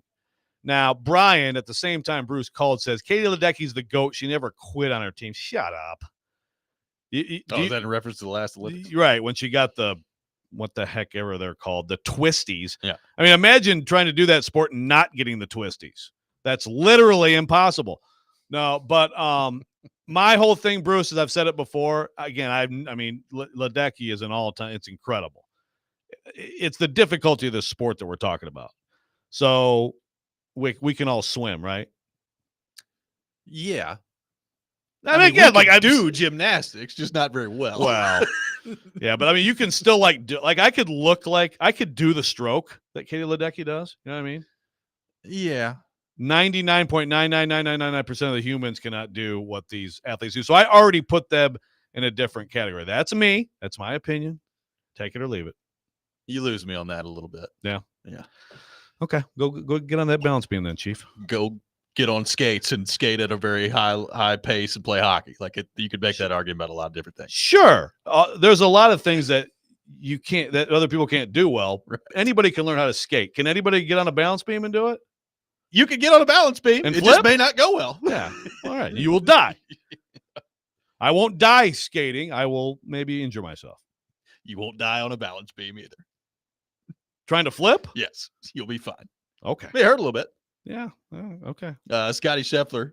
Dylan says Scotty Scheffler, the oldest looking 28-year-old of all time. Yeah. Is that the case? Well, he doesn't look 28. I will but he's had a tough year. You know, he's just got out of the pen. That great meme going around the other day when he's the still shot of him crying on the Olympic podium. And it's like from convict to Olympic champion in 1 year. Exactly. Really, like 4 months. Has it even been that long? Like 3 months. Yeah, it's been quite a run. Why is Kuharski texting? Is that really Kuharski? He says mental gymnastics by Joe. Shut up. Everybody shut up. That's my rant. 615-737-1025. Our phone number. We'll get into a little NFL talk coming up next, including Brandon Ayuk giving the stiff arm apparently to one NFL team. We'll get into all that. Robby and Rexrode, 1025, 1063 The Game.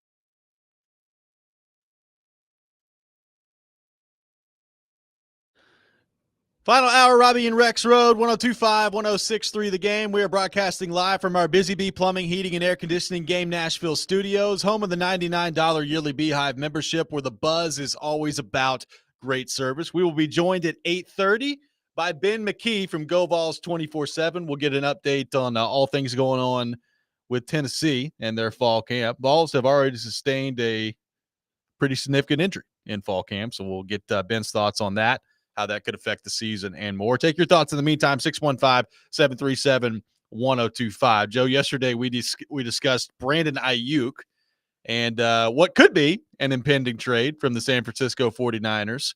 The Browns and the Patriots, according to some reports out in San Francisco, apparently had deals in place with San Francisco to acquire Brandon Ayuk. Reporting last night, Schefter put it out there that the Patriots no longer pursuing Ayuk and that they're moving on and focus. I love the way he put it, focusing on their young wide receivers that they have on the roster. So, They can't wait to draft over.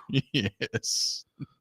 But Matt Miyako, who put it out there yesterday of kind of the original report that the Browns and Patriots had a deal in place, saying that Ayuk basically turned the Patriots down and that there was a contract in place, but he did not want to go to New England. So we talked about that yesterday. Like, if you're him, I understand the money is one thing and maybe that's all you care about, but New England's not in a great spot right now. And apparently Ayuk, according to Miyako that he put out there, that did not want to go to the New England Patriots. So you can cross the Patriots off the list in the Brandon Ayuk sweepstakes.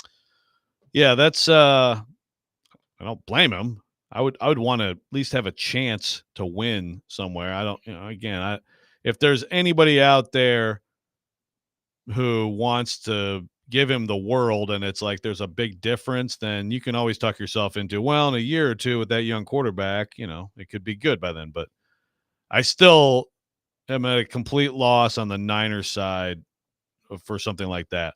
Like I said yesterday, with the Browns, who have paid these veteran receivers, I could see maybe like a Cooper going back, and maybe that's their solution. Now they're not trying to pay 3 guys; they're still paying 2 guys.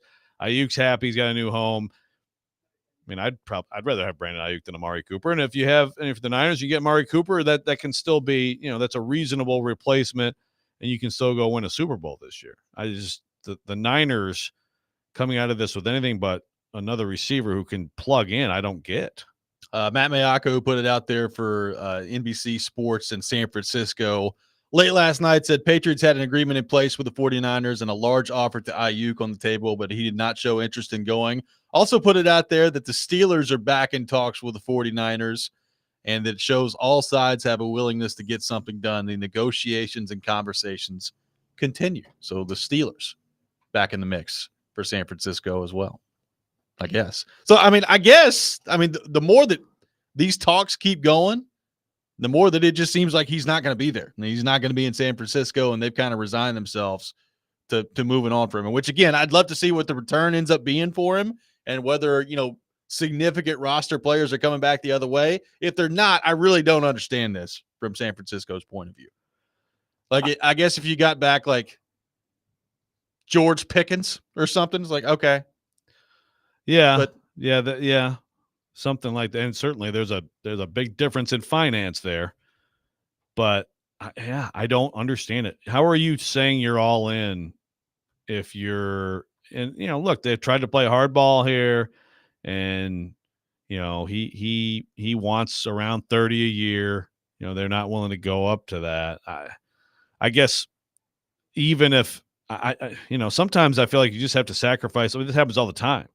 I mean, look at the Preds. Like, the Preds have got some right now on the books, probably some painful years down the road, with some of their contracts, but you're trying to do that to win out. Like, Ayuk is a classic example of, he's still going to be good too. I think he's going to live up to a contract like that pretty well. It's going to age pretty well based on everything I know about him right now. Healthy. Yeah. He's a really good player. And also, like, you are, I think, the best team in the NFC. You're not. I think you can make the case that you're not anymore if you don't have him. If you don't replace him, it's just there's no replacement on their roster. I mean, who would be the best team in the NFC at that point? Would it be Detroit? Are we anointing the Lions as the new best would team? it be the Packers? I don't know. I mean, I think the Lions and Packers are pretty close. I think they are too. Eagles. What an NFC title game that could be. The Lions and the Packers. Oh, man. Well, it almost happened last year. It Probably did. should have It happened should have last year. happened last year. In Detroit, of all things. No, but the Niners, you can't not win the Super Bowl this year. I mean, you cannot not win the Super Bowl this year. You move Brandon Ayuk after all this stuff. I think it's just a terrible mistake on their part. Well, and I get like they've still got Debo and they've got George Kittle and they've got a good offensive line and McCaffrey, so they still got plenty of weapons. But it does kind of feel like he does so many things in their offense that he's a player that you would think that. I mean, they asked Nick Bosa about it yesterday, and he was like, "Yeah, it would be a huge loss if we didn't have Brandon Ayuk there." And I know he's his teammate. What else is he going to say? But you could see it on his face that he was not thrilled of the idea of Brandon Ayuk no longer being on the San Francisco 49ers. Those guys would all be. They'd act just like the Titans' whole locker room acted when John Robinson traded away A.J. Brown. Yeah. What the hell are you doing? Right. Let's go to our 1025 The Game phone line, driven by WilsonCountyHyundai.com. Welcome in Adam in Portland. Adam, good morning. Thanks for calling in. Here's the difference, though, from what you just said, Joe. Like, we didn't all we had was A.J. Brown and Derrick Henry, but, like, that was our offense. And they have 3 weapons that are more important to that team than Brandon Ayuk. So, you got to look at – I mean, it's arguable, right? Like, you got to look at it from the perspective that I think they have the best offensive coach in the NFL. It's definitely a system. Like, you can't tell me you know for sure he's going to be good outside of that system. And then you got like 3 targets. You got 3 targets that he's going to look at that Brock Purdy looks at before they look at Ayuk.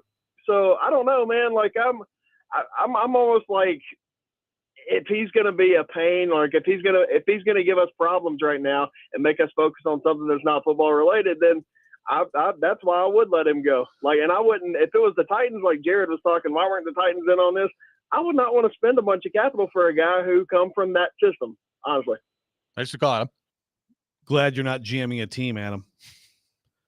No, look, they certainly have 3 other good targets. I don't know if they have 3 targets that Brock Purdy's like, well, none of those guys are open, so I guess I'll throw it to Brandon Ayuk. I guess I'll throw it to the guy who had 75 catches for 1,342 yards, an average of 17.9 a catch and 7 touchdowns last season. Does he benefit from the scheme, from the system, from the other players? Sure. Brandon Ayuk will go play somewhere and he'll be a freaking playmaker. I mean, there's, to me, no doubt. He's 26 years old, and he is not at all their number 4 weapon.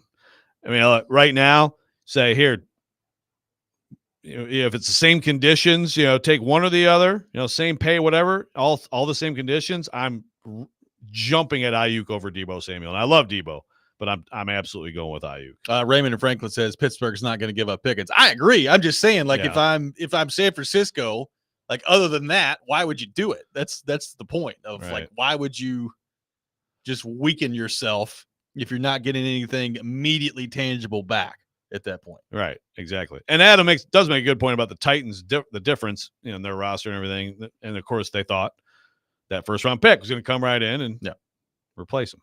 I got a texter that says, refusing to go to New England because you don't want to lose. I will never not enjoy hearing that. It's from an unnamed texter on the text line. Good point. Well, it's not that way. No one wants to go to that place. The Patriots, man, they suck. The thing is, they've had some incredible stretches of being a doormat in this league before, It's good to see it. It's good to see it return. It is. 615-737-1025, our phone number. We'll kick more of your thoughts on the Brandon Ayuk situation, more of your thoughts on all things NFL as well. Tune in to 94.9 The Fan today as the Sounds take on Indianapolis. Pregame at 6:20, first pitch at 6:35. Coverage also available on the 94.9 The Fan app and at 949thefan.com. Sounds Baseball presented by Twin Peaks, Family Leisure, 5 Points Roofing, Caudle Vet Clinic, and Busy Bee Plumbing, Heating, and Air Conditioning. This is Robby and Rexrode, 102.5, 106.3 The Game.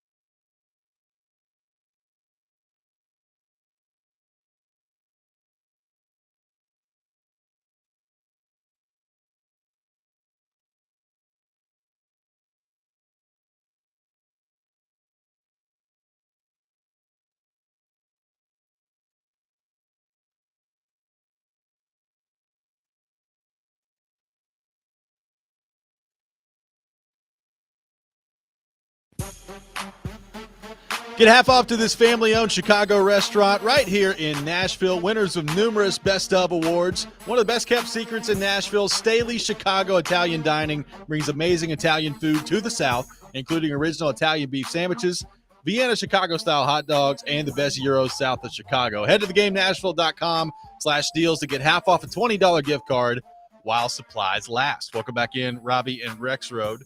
Joe, some news coming out from Brian Callahan's little chat with the writers today. Fireside chat.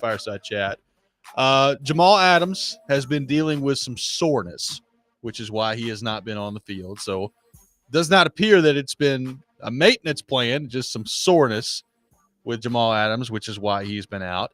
Linebacker Garrett Wallow tore his pec and is going to be out. So Wallow out for, I guess, the year with a torn pec. And then on the Diggs front, he'll be out there today, going to be on a management plan to start things off. Some interesting comments from Callahan as well on Sadiq Charles. We've been talking about Sadiq Charles retiring yesterday, and apparently, and this is what, I'll read the tweet John Glennon put out there. Callahan says, quote, "Was not a single event that led to Charles retiring. Just felt like football wasn't for him.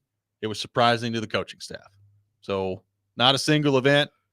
Just apparently felt like football was not for him. Okay. Well, so there you go.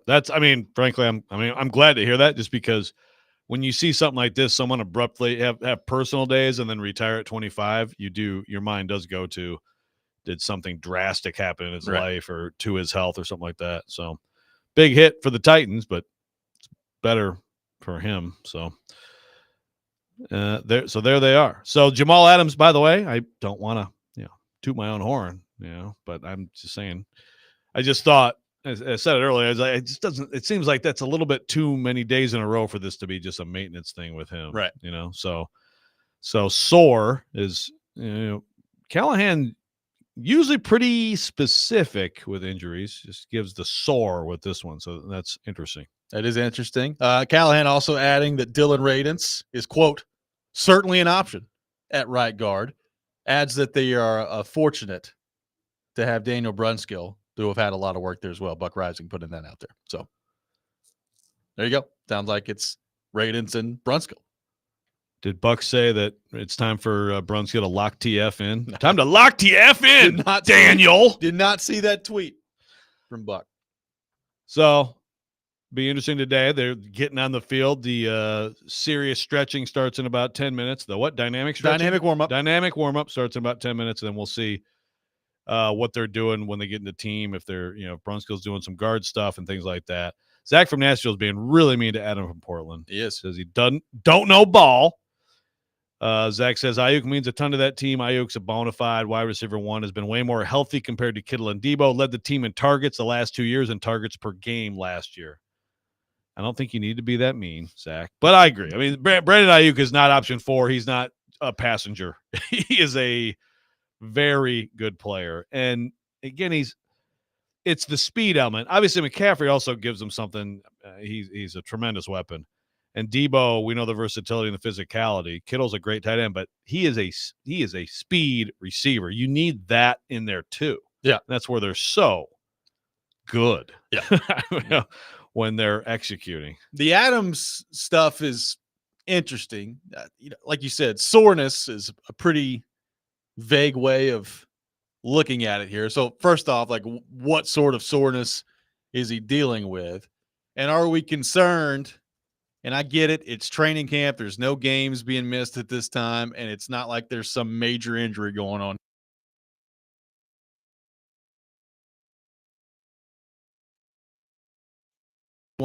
So how concerned, if you're a Titans fan, should you be that we're already dealing with something on the injury front with Jamal Adams? Not that concerned, because you shouldn't have been that excited in the first place. That's just, I'm sorry. Like, I think he could be an effective piece in there and they could do some things with him, but he was never going to be some transformational or highly important player, in my opinion. I've never come off that. It'd be great to see him get to another level of health after the horrible injury, which, again, I didn't really understand the extent of the injury until they signed him, until he talked about it. And I looked, It's bad. Yeah. A bad injury. So that explains really the lack of production effectiveness for him for years. But like to expect that to just change, it'd be a great story, but I don't think that the Titans brought him in. He's a big name who has seen better days. So if he can do that and be part of it, great.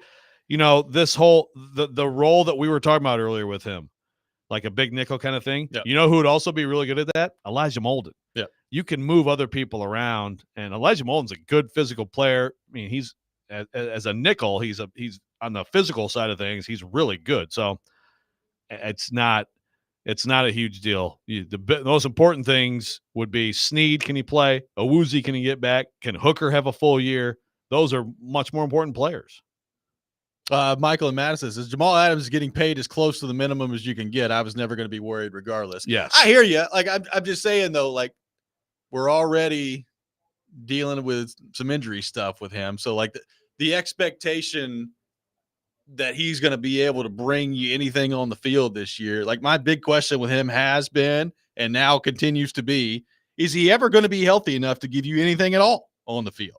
You know, everybody keeps talking about, well, the Titans don't have an edge rusher, but they do have Jamal Adams. They can blitz Jamal Adams. Like, well, Jamal Adams has to be out there and available on the field to be able to blitz him and to be able to use him in that role. And the guy hadn't recorded a sack since like 2020 or whatever it is. Right. So I just don't have some grand expectation that Jamal Adams is going to give you 4.5 sacks blitzing from the corner.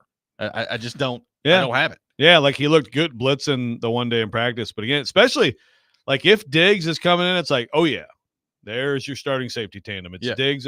Then I'd take Molden and I use him in that same way. He's a good blitzer. You know, he can do that stuff. So I think it's just it's icing on the cake. And I think Jamal Adams, like from the sideline, he's definitely a guy who's done a lot in this league, and he's vocal and he's got a lot of energy, enthusiasm. So it's a good addition from that standpoint. But yeah, he's way down the list to me of guys that matter in the secondary. He was before he got hurt. TD putting this out there from Callahan as well. Says they're going to continue to give Arden Key first team reps as they wait on his situation to play out.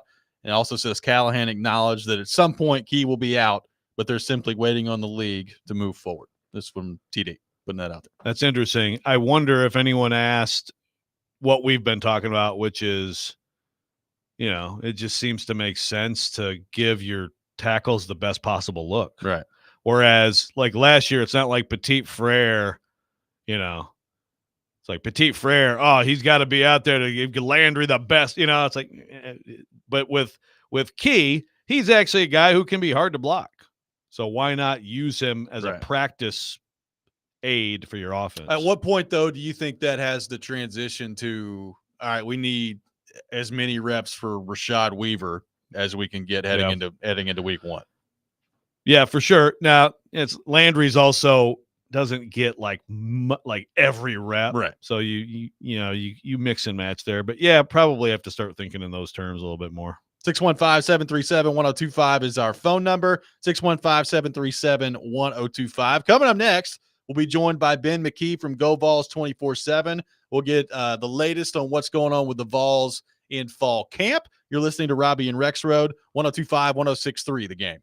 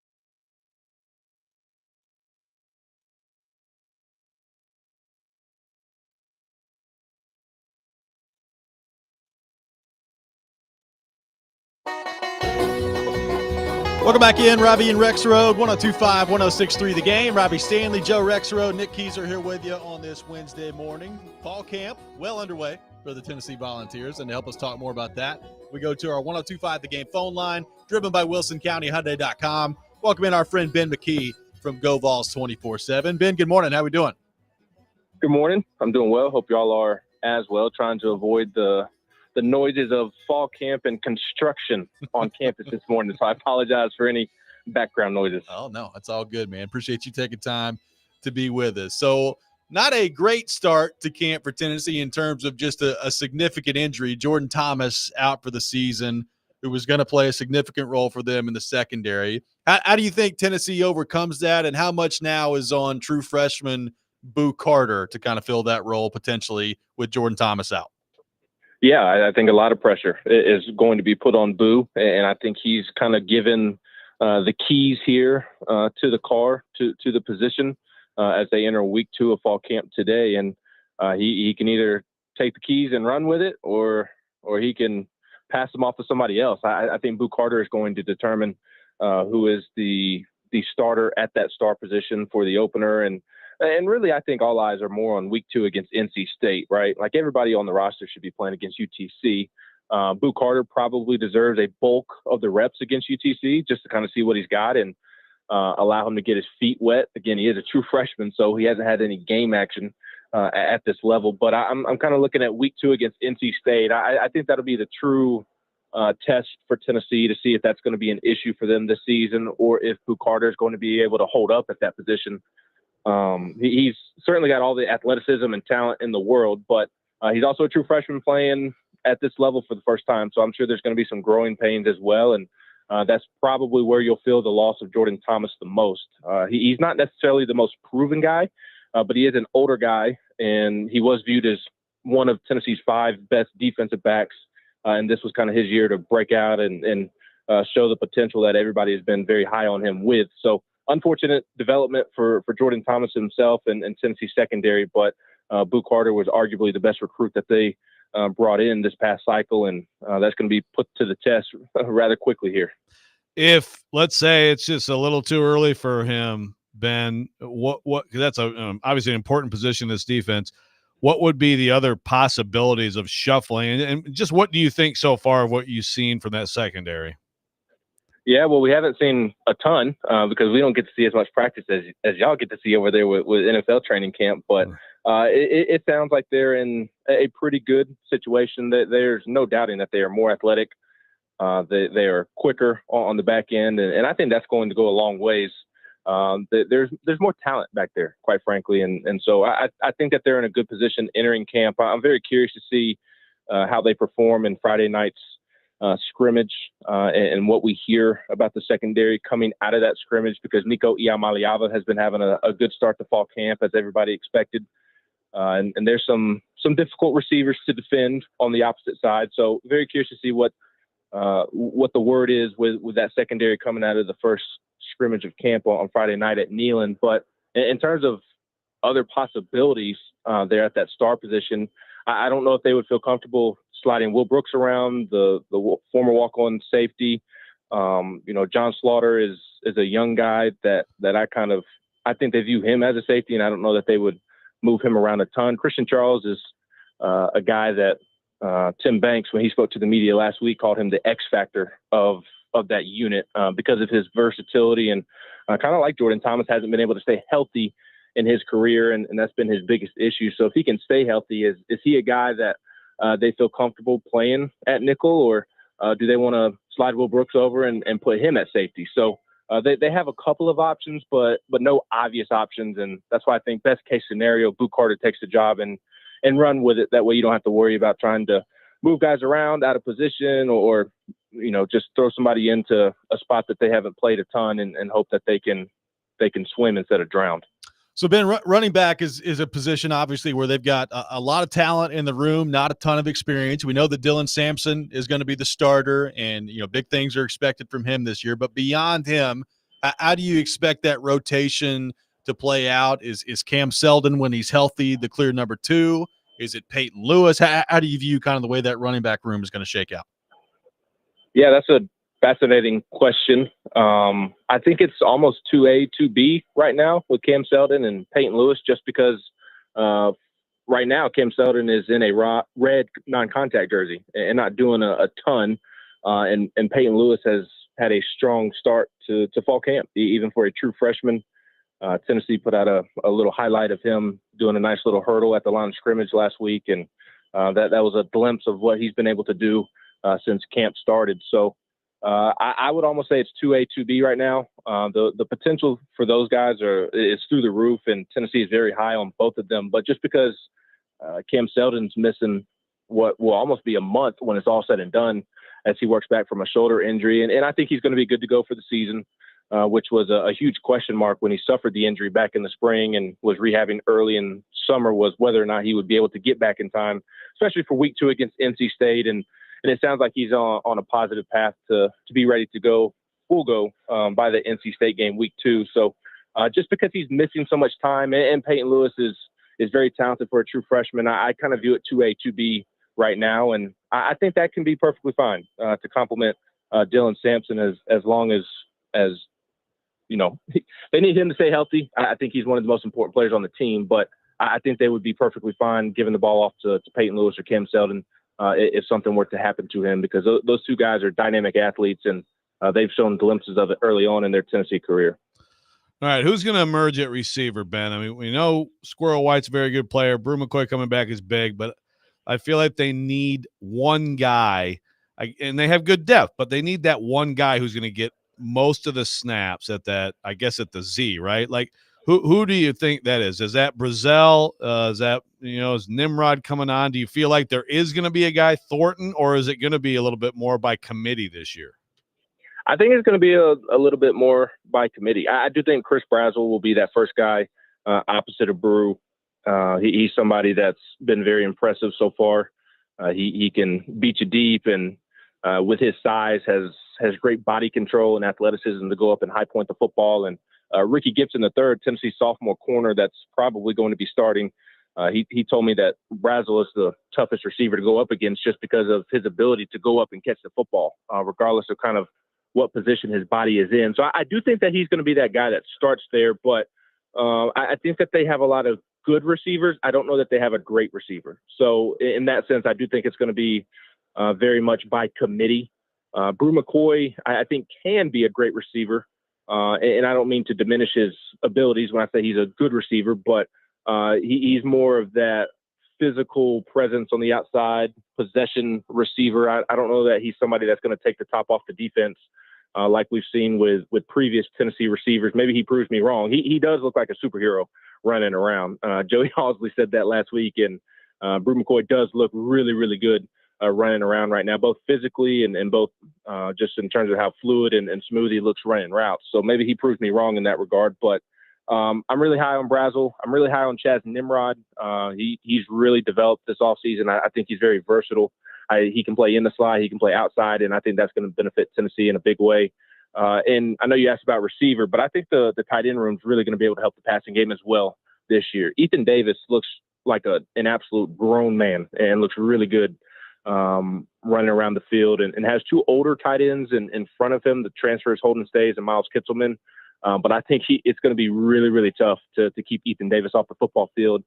And I think he can help in the passing game as well. Holden Stays has had a nice start to camp as well. And I say Ethan Davis and Holden Stays, but it's probably going to be Miles Kitzelman as tight end one, just because he's probably the best blocker of the three. And I think that's going to help him get on the field more than people realize. But I also think he's more of a pass catching threat than even Tennessee realized when they added him from Alabama earlier this offseason. So I'm very interested to see how that plays out, because I think they have a lot of good weapons. I'm curious to see if one of those guys can become a great go-to weapon.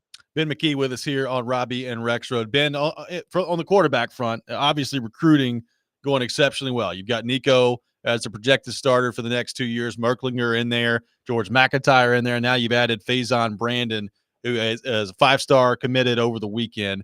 What do you make of Heupel and Joey Halsley and this staff, their ability to not only go after these high-level quarterbacks, but to land them and get them into Knoxville? And how do you kind of see this whole thing playing out with what's going to be a pretty crowded quarterback room? It's going to be very crowded. But I think the one thing that Joey Halsley and Josh Heupel have done while in the midst of recruiting these big time recruits is find guys that, sure, they're highly ranked and they're very talented and they have high ceilings and whatnot, but these guys are competitors as well. Jake Merklinger, I asked him at Tennessee Media Day last week when he spoke, I said, why were you comfortable following Nico to campus? And he said that he's not scared of competition. And I think that applies to George McIntyre and Faison Brandon as well. So I think they've done a great job in terms of, the amount of talent that is going to be in the quarterback room. Maybe doesn't impact the Nico era as much, but the next era of quarterback after Nico, if Nico is successful, Merklinger, McIntyre, and Brandon, those three guys, they're good people from good families, and they are not afraid to compete. And I think that Heupel and Halsley and the rest of the staff have done a good job of evaluating that part in recruiting just as much as the actual talent and ability. Because how many quarterback rooms have we seen in college over the last 5 years or so, especially with the portal ramping up over the last couple of years, NIL, just have nothing but drama in their quarterback room because they've had a bunch of 5-star and 4-stars. And I'm not saying that that's absolutely not going to happen at Tennessee, but I would be surprised if it did happen because I think that Heupel and Halsley have nailed that aspect of it, and they've just done a phenomenal job. The results kind of just the proof is in the pudding there's not much for me to add other than, a lot of people questioned if Josh Heupel was going to be able to recruit at this level. And I think that you're seeing what a lot of people see behind the scenes. We, the media and fans, maybe don't get to see the personality of Heupel as much, but the recruits and players get to. And Joey Halsley deserves a ton of credit as well. They've done a great job of recruiting, taking it up a notch this year for the class as a whole, but especially at the quarterback position, which is arguably the most important position of all sports, and they're recruiting it as well as anybody in the country. And a lot of that is because they were on these guys early before anybody else, and they've done a great job of establishing relationships in the process early before other schools could get to them. Ben, thanks so much for taking time to be with us, man. Great stuff as always, and we'll talk to you soon. Enjoy the rest of fall camp. Absolutely. Thanks, guys. All right, man. Y'all have a great rest of your week. Yep, you as well. Ben McKee from GoVols 24/7, our guest on Robby and Rexrode. We'll react to what Ben had to say. Take your thoughts on the Vols as well. 615-737-1025. Robby and Rexrode, 1025-1063, the game.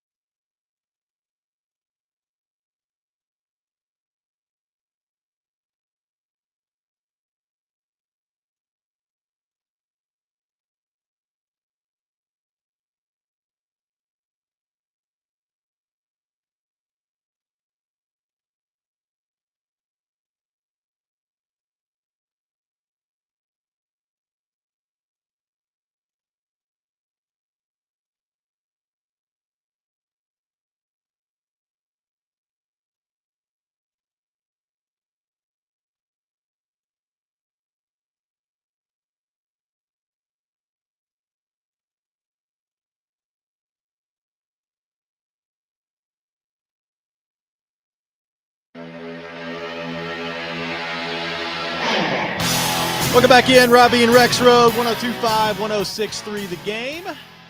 Got some tickets to see Earth, Wind, and Fire with Chicago at Bridgestone Arena on Tuesday, August the 20th. Be caller 3-615-737-1025. You'll win a pair of tickets to see Earth, Wind, and Fire with Chicago at Bridgestone Arena, August the 20th. August the 20th. Yes, August.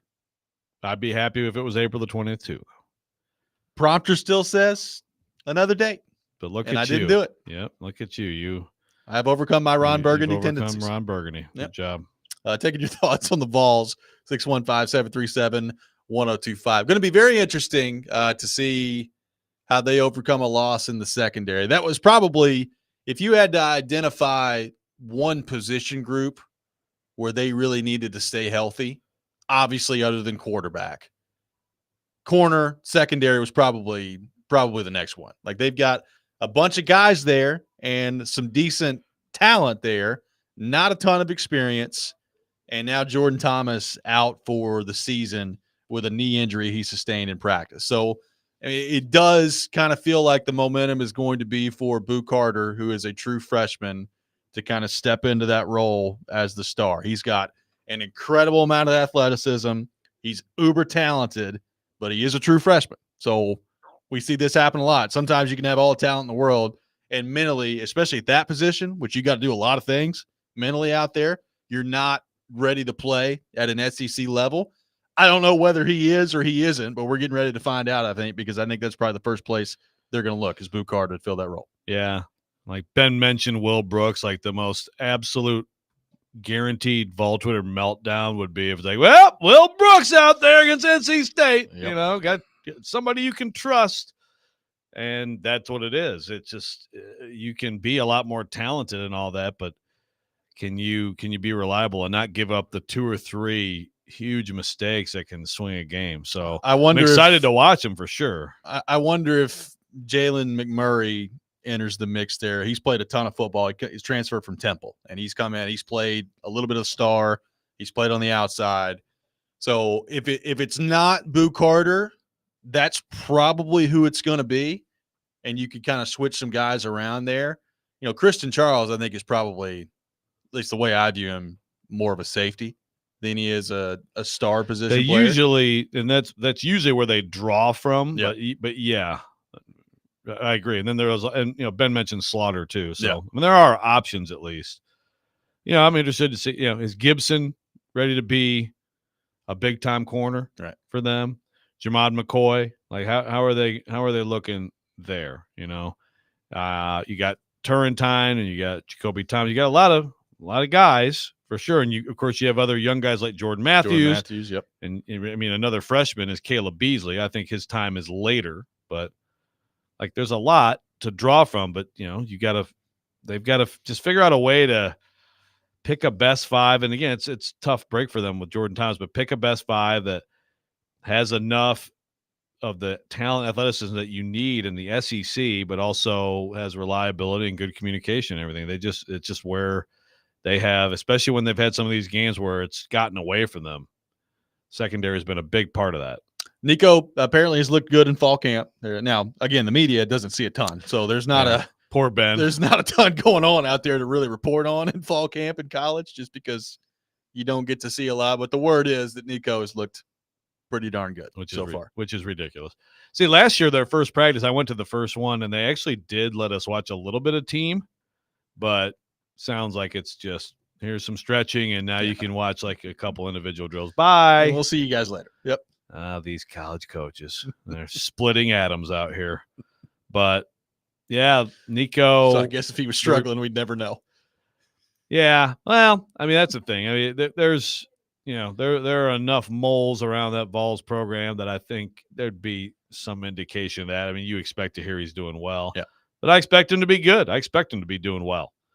You know, it's just that you know, those early games are going to be, you know, I think pretty exciting for Vols fans. So I'm going to trust Ben on Brazel. So I got to stop. I think Brazel is the way we're going to go. Trust Ben on Brazel. And interesting comments on, and that's a good point by him on tight end. We never talk about tight end. Yep. But there's definitely excitement about Ethan Davis.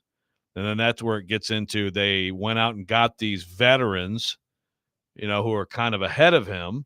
His time is coming, but how quickly is it? Is it coming this year in that offense? Because he's so talented that they can't help it. I mean, I'm sure he's going to have some work, but how often is he going to be out there?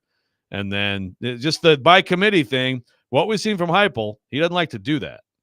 So I still want to know, is Brazel going to get the bulk of those reps, or is one of those other guys going to be too good and edge him out of there? McCoy and Squirrel, they're going to be on the field. Yeah, no doubt about it. Some Titans news. Quandre Diggs out on the field today for the Titans at practice. So he's out there making his Titans debut on the practice field today. Caleb Farley back on the field today, was dealing with some hamstring tightness on Sunday, did not participate, but he's back out there today. And we brought up the Sadiq Charles thing earlier, obviously retired yesterday, and we wondered what was going on there. Callahan speaking earlier this hour and said that he just didn't feel like football was for him anymore, wasn't playing football anymore, and that it came as a complete surprise to the coaching staff. So obviously this is something the Titans did not anticipate.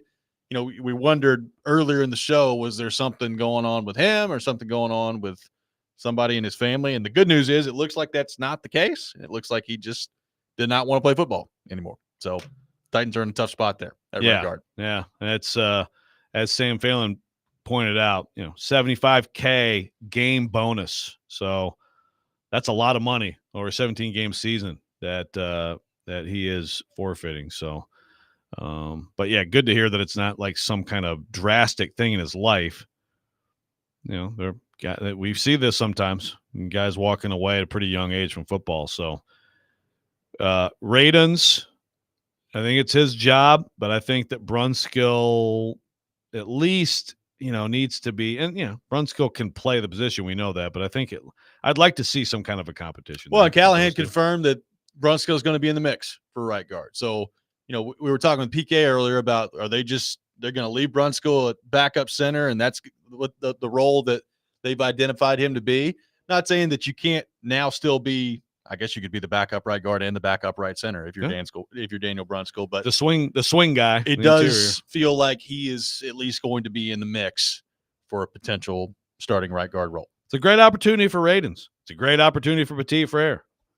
These guys who, and I agree with Kuharski's earlier assessment of Petit Frere, as we've talked about. Last year is such a wash. It's just, let's see what he can do. But those guys who, of course, have kind of been underwhelming, have had ups and downs of different types since they've been here, might be the right side of the line of your Tennessee Titans. Maybe so. It's going to be interesting to see how that part of it plays out. Going to see another day today for the Titans on the field. The game coming up on Saturday against the San Francisco 49ers. Will Brandon Ayuk be a member of the 49ers by then? Will the Niners make him play the whole game? Brandon, that'd be exciting. Get out there. Play some football. That does it for us today. Audition for the Patriots. Jason Big Joe coming up next. You're listening to 102.5, 106.3 The Game.